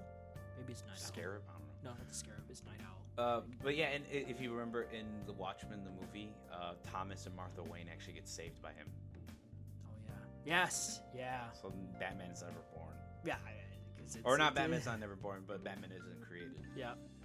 Yep. Bruce Wayne turns out to be a playboy millionaire with no discipline. But that's the TV news of the week. Wow. Wow. Okay. And no comic news. No, it was one thing. It's a stupid thing, but Marvel is doing a what if Donald Duck became Wolverine. That's all it is. That's I wanted to put that in there so we had something. What if Donald Duck became Wolverine, folks? Look it up yourselves. It's as ludicrous as it sounds. That's so fuck. But yeah, that's the comic news That's of the comic. week. I thought what if was like, what if we had comic news? No, it's Marvel's What If. Okay. All right, cool. But you can read off what is new. What's coming out this week? So we have a lot of releases this week. Well, small releases, but they're releases either that way. You've never heard of. I've never heard of, but they look interesting. So we'll start off at the top of the list. The Botany Manor? It's Botany. Botany? Fuck. Okay, Botany Manor coming out for Xbox Series X and Xbox One, Switch, and PC. No PlayStation release, sadly. Children of the Sun for PC on April 9th. Oh, sorry, forgot. The first game is also coming out April 9th and already has a rating 8.75. All right. That's from Game Informer. Game Informer, yep. Gigantic Rampage Edition. PlayStation 5, Xbox Series X and X, PS4, Xbox One, and PC will be releasing on April 9th as well. It looks pretty fun. Inkbound, which is releasing on PC, so also same day, April 9th. Yellow Taxi goes Vroom. PC release on April 9th. It already passed. Go ahead, pick it up if you guys are interested in those. Looks like pretty good games in my opinion, I'm just going to say. Aeroband's Shadow Legacy. Xbox Series X and S, Xbox One, and PC coming out April 10th. Already passed. And we have House Flipper 2. If you played the first House Flipper, a bunch of streamers played it. It's pretty fun. PlayStation 5 and Xbox X and S. Then there's Let's Revolution. April 10th. Oh, thank you. The House Flipper 2. Came out April 10th. Yeah, it came out April 10th. Sorry. Let's Revolution comes to PlayStation 5, Xbox X and S. PlayStation 4, Xbox One, and Switch, April 11th. It just came out. All these just came out. All these just came out. You don't have to keep saying. They all just came out this week. They all just came out. These are all game releases from this week. I know. I just... Slave Zero okay. X. We're not professionals. Yeah, we're not professionals. Slave Zero X coming to Switch, April 11th. It's already out. You bastard! You did that on purpose. Yeah. My bad. All right, last one. No, he likes it. Outer Terror for PlayStation 5, Xbox Series X and S, PS4, Xbox One, and Switch. And it came out. He did it! Yay! April He 12th. learned. No, I last did already one. learn. I just want to fuck with you on the last one. But anyways, it comes out April 12th. Pick it up. No, fuck, he did. No, it came out. It comes out April 12th, 2025. Yep. No.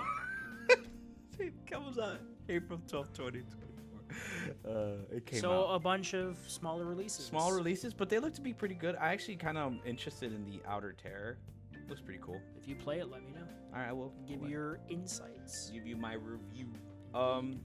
Next thing. Oh, right. What else happened this? We had Civil War. Is that a TV show? I can't remember. Oh no, that's I'll do that one. That's the new movie by that's- Alex Garland, who directed. He wrote 28 Days Later, Dread, but he directed things like Ex Machina, Annihilation Men, and his new movie Civil War.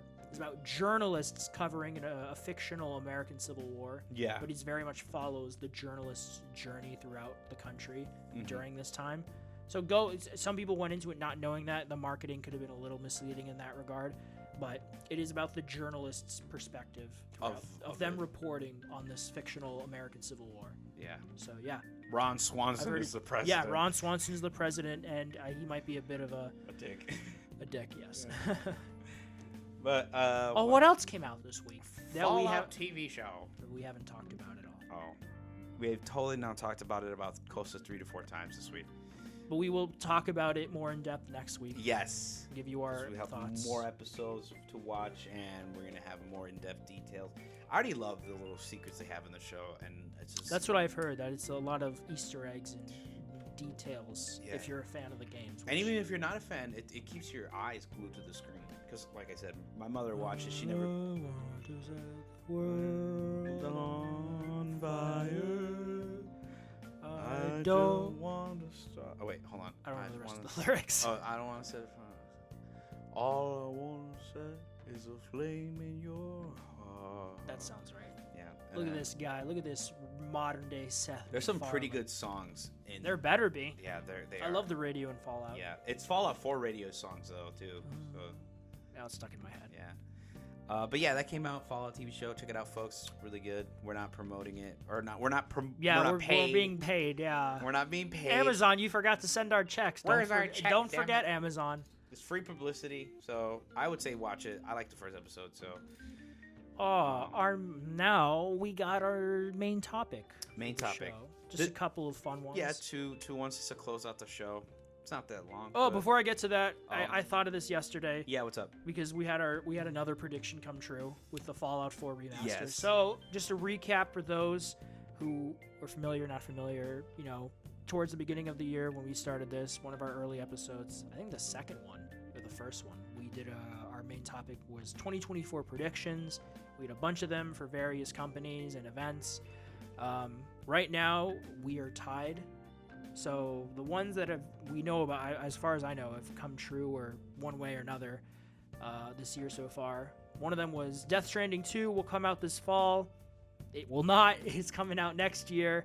Abel guessed that right. I did not, so Abel got a point there. Let's go. Helldivers 2 will come out this year and be really liked, specifically 80 or above on OpenCritic.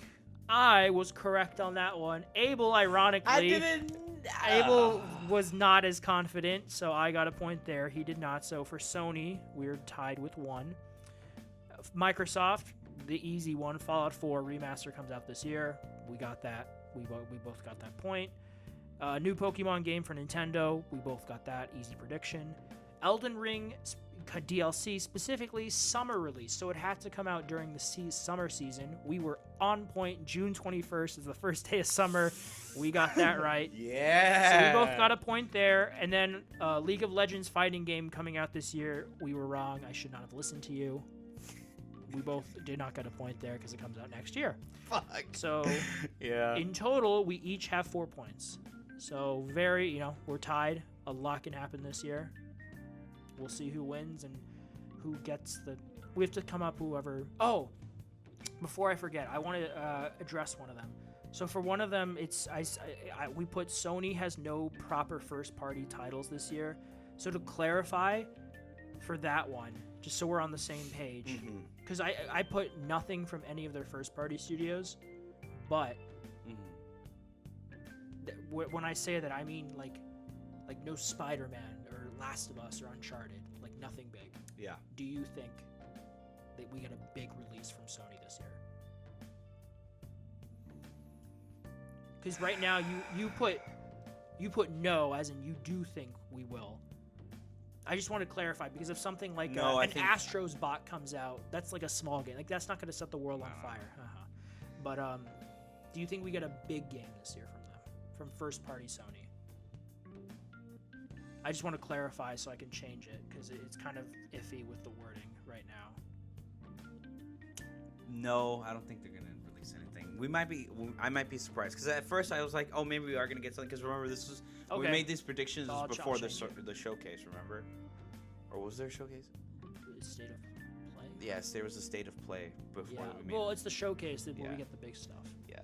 Okay, so I'll put yes for that. You think there won't be any big Sony? Yeah. Okay, I think the same thing. I don't think we get anything huge this year. So huge would be like a Horizon or a new God IP from Naughty Dog, or there you go. One of their big tentpole studios. I don't think we're getting Marathon gets released this year. Just imagine. Would that count? Because technically, Bungie is first party because they're owned by Sony. Yeah, all right, I'll count that. If that comes out this year, then yeah, sure. Yeah, then we won't get the point. We don't know anything about Marathon right now. All right, main topic though. Let's get right into it. Yeah. What game would you play right now if it was free to play? Any game ever? I think it was completely free to play, no strings attached. Would deep dive into it is probably Final Fantasy 14. Okay. Like, that's a good one. That's a good pick. I feel like I should add more to this. Okay, what game would you feel should be free to play, but also have an updated version of it? Because I would play 14 if it had Final Fantasy 7 Remake's combat. I like the combat it has because it's pick. It's classic. Like the combat it has right now, it's like classic, like Final Fantasy. Actually, no. Final Fantasy 14's combat is like the precursor to Final Fantasy 7 Remake combat. Yeah, okay. Because you do fight like that with enemies, but like there's like areas on the you'll see like a red line where the enemy's gonna shoot out a big attack and you can dodge it. Yeah. But in like the remake, it's more like subtle. You'll see their horns or whatever glow red and whatever. Okay. But so yeah, that's what I'm thinking. Like I would play Final Fantasy 14 to the end of time if it was free, no subscription, nada, and all they made money off was like that's a good cosmetic. Pick. I would play the fuck out of that game. That's a good pick. Yeah, I think I would pick something like that too. I think it's cheap to get into right now, but I think I'd go with the Elder Scrolls Online. Yeah, the same way, kind of updated. I heard they made the online free now. Like there's no subscription. Well, I got my wish. Yay! Yeah, because I'm a huge Elder Scrolls guy in general. Like I love watching lore videos, but playing, I have only extensively played Skyrim, even if it still pisses me off to this day. But I love I love the world of Tamriel. I love Nirn. Yeah. I love the whole continent and all the provinces: Skyrim, Cyrodiil, Black Marsh, Hammerfell, which was probably where the next game will take place. Maybe that and High Rock, hopefully in the Ilianic Bay. But I've never gotten into the Elder Scrolls Online, even though it pretty much covers the entirety of the continent. So I would like to get into that. It just I know it wouldn't be that level of interactability that Skyrim became so famous for. You can pick up anything and pick lock any door, pick any lock, that sort of thing, or talk to any person. If anything, I hope they bring in like the not build a settlement, but build an like a base. Oh, for sure. From Fallout 4. 1,000% they will do that in the Elder Scrolls 6. There's no way. Or you build. Since the Ilianic Bay is rumored to be kind of a hub area, and because of the ship mechanics they introduced in Starfield, there's a lot of speculation that the next game will have ship mechanics. And you sail across the bay, so you can customize your own ship. like you do in Starfield, Yeah. I could totally see Fill that. it with sandwiches. It's just, you would have to fill it up, because the big drawback with Starfield is that it takes out the core component that so many people love about Bethesda games, is that the open, seamless world for exploration. Yeah. Because it's so much fast travel in that game. You could just fast travel from planet to planet. Yeah. There's no real sense of exploration. Even the areas you do go to, it's so much procedural generation. You see the same thing over and over again, and it just becomes not great, you know? Yeah. Like Skyrim and Fallout 4 has a great sense of exploration with its map. Dude, I think my first playthrough, or no, my first save slot, I mostly explored some of the map, but there's like that swamp marsh in the south part I haven't fully explored, and I heard that I really want to Bear's get back into wild. Fallout 4. Just talking about it, I'm excited for that update. Yeah. I really hope it hits, because I couldn't beat Starfield. Like, I got 30 hours into it, and You're that like, my I'm gone. love bubble for it. I went from liking it to loving it for that love bubble, quote unquote, popping, and I'm like, I'm done. I don't care anymore. I'll wait. I'll get back into it one day, but right now I just In like 3 years. 2 years. See? I just do not care the same way. Even I did Fallout 4. I've only extensively played through it once, but I still extensively played through it, and I played through all the story DLCs. Oh yeah. And then Skyrim, I've told you how much I love Skyrim. Skyrim was my life at one point. But yeah, Starfield. I just again, we got off topic, but Elder Scrolls Online, just exploring all those worlds. Okay, yeah. It's free. Maybe I should try it out. Yeah. But good pick. Okay, last topic though. Mm-hmm. If you could have any show or movie made about anything, what would it be? It could be based off an existing IP. It could be an able The creation. Infinity Blade book trilogy, not trilogy. There's only 2 books, but the Infinity Blade books. Okay. Really good concept. If anyone's listening and ever heard of or played the Infinity Blade games on your phone, that was the last thing that the people that make Fortnite ever made that was single player. Before Fortnite. Before Fortnite, yep. And it was one of their best-selling games on mobile devices. Crazy Do you think good it story. would work better as a show or a movie, or It would work good as a show. animated, or Possibly animated, like in like the Spider-Verse animation. Here, like look up. Actually, I'll show you it later. But that kind of goes into what mine is. But yeah, it's continue. a Spider-Verse animation TV show or a movie. A movie would do fine as well. But yeah, Yes. but continue. Oh, that's it. You were done. Yeah, that's it. That's my show movie. Oh man, I have so much. I have so many things. Oh God.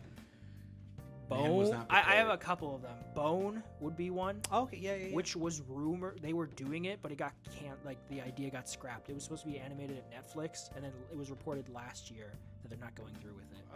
So damn. if we ever get it, if Jeff Smith approves something, I hope it's great, because it would be great as an animated mini. I think you could make it last for 2 seasons. Yeah. I think it's not a long comic at all, but that would work really well as an animated series. Movie wise, Batman Beyond. In the style they were doing it, we talked about Yeah, this. I know. In the style of the Spider-Verse films. How good would that be? That would be the most amazing Wow, thing. Warner Brothers turned down money. It's just easily. poop. They're poop. Yeah. When you go to their studio, It's it's just not a shit in the studio. front It's door. literally just poop. Yeah, It's just a big pile of poop. Hey, John. It's not John. It's Mr. Poop. Mr. Poop. Mr. Johnson. We're so mature. But that would be, or just any big budget Batman animated film, because we have Yes. gotten 2 in theaters. We got Mask of the Phantasm in the early 90s, and then we got Yep. the Lego Batman movie, which is amazing, Mhm. in 2017, but nothing like Spider-Man, you know? Because Batman is Lego, of course. That's a spin-off of the Lego movie. And then Mask of the Phantasm is, that 2D animation that's just a more expensive looking version of the animated series, because it's the same universe, it's the same Batman. But having its own thing, like Spider-Verse did with Miles, would be amazing. But instead Dude, of Miles, a- it's Terry. A Dark Knight movie drawn in the style of Into the Spider-Verse would also be really good. Like the old grizzled Batman. Like The Dark Knight Returns. Yeah, Dark Knight Returns. Thank you. Sorry. I know Snyder has such a hard-on for that story. He's like, oh, I want to do that adaptation. He basically did it with Batman v Superman. It's not 1v1, but it's very similar. Very similar. Yeah. A lot of those beats, but he completely misses it. Anyways, The more Snyder talks, the more I realize he just doesn't know what he's talking about. I feel like he's just a dude with a lot of ambition, but doesn't realize that he's not a great filmmaker. There you go. He's better as like an idea. Working with an ideas man. Like George Lucas is better working with people because he's an ideas man. Yeah. Snyder has some good ideas, but he's just not good at didn't George Lucas's wife re-edited the original Star Wars? That movie was saved in the editing room because I remember Thank you, George Lucas's wife. His ex-wife. We're reading that he'd shown it to his friends back, like Spielberg and Brian De Palma. And they were like, what the fuck? Yeah, Brian De Palma was like, what the fuck was that? So his wife, I mean, just because of that, but just because re-edited the film and we got what we got and it became a huge hit. Because the pacing is key. Pacing is the unsung hero of film, of any story. Yeah. That's something I think general audiences don't really think about too much unless it's very noticeable, like, oh, this part of the story dragged. But Star Wars is a key example of that. That movie was saved in the editing room by its editing. Yeah. Editing room by its editing. That's a redundant statement, bro. But its pacing was saved in the editing room. I never understood that until my last year of college when I was editing as a senior project, and the director wanted it to be like this super long, kind of detailed film. But I'm like, dude, no, we gotta cut it up because the pacing is gonna be way off. We're gonna spend a whole shot of this dude looking at a Google search screen because, story is. Guy gets an STD from a girl, but it's not a normal STD. It's an actual zombie virus STD. Anyways. The best kind. Yes. And then he starts looking it up, and this whole scene, literally him doing the search takes 2 minutes, and I had to cut it down. I'm like, dude, I gotta cut this shit down. Yeah, no, I agree. It had to be 15 to 10 second, just quick Google search pan up to his eyes with the fucking Google scrolling through his eyes. And then pan back to him closing the laptop because the girl came out of the fucking back room or whatever. Pacing is key, man. And I just feel like some no offense to directors have great ideas. Big offense to all directors. Because I would never have come up with that idea of a guy getting an STD and it turning into a zombie virus type thing. That's a crazy, cool idea. For sure. But this director, dude, he just didn't understand pacing to save his life.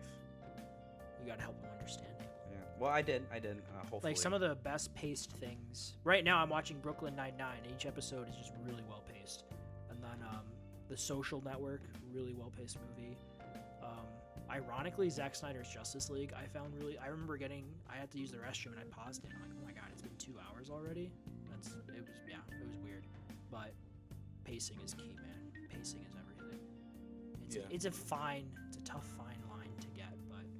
How did we get to this? What were we talking about? We're talking about our dream movie. No, I know, but what in that got us to talk about pacing? Star Wars, George Lucas. Idea, Zack Snyder. Oh, Zack Snyder, Batman. That's there we go. Yep. It all ties in. It's like poetry. It rhymes. It writes itself. Those are some good picks. This is a nice way to end the show. A little topic. It's nice. Yeah. Nothing crazy. Next week we'll be back. When are we doing it next week? Sunday probably. I need to check my schedule, but I'll let you know. Next week we're having our normal show. It'll be we'll record Sunday. We'll have it up whenever you can. This is where I'm probably going to start changing up the schedule to be posted on Tuesday because I am starting to get work on Mondays instead of having Mondays off. But we are still recording on the weekends. We are still recording towards the end of the week, which is the Sunday. So technically that gives us one extra day of any news that happens on Saturday, like what happened today with what happened yesterday with Peacemaker. Yeah. So hopefully you guys enjoyed this episode. Remember to leave a like, comment, subscribe. Let us know anything. Let us know anything we missed. And no one will, but that's okay. We're doing this for fun. We're doing this for fun. Thank you guys for listening. Mm-hmm. This has been YFA. Yeah. You're finally allowed to go to sleep. Yep. Episode 11. Yes, kind of. Yeah. We've been doing this for a hot minute. Yeah. Hope to see you guys next week. Yep. Take care. Have a good week.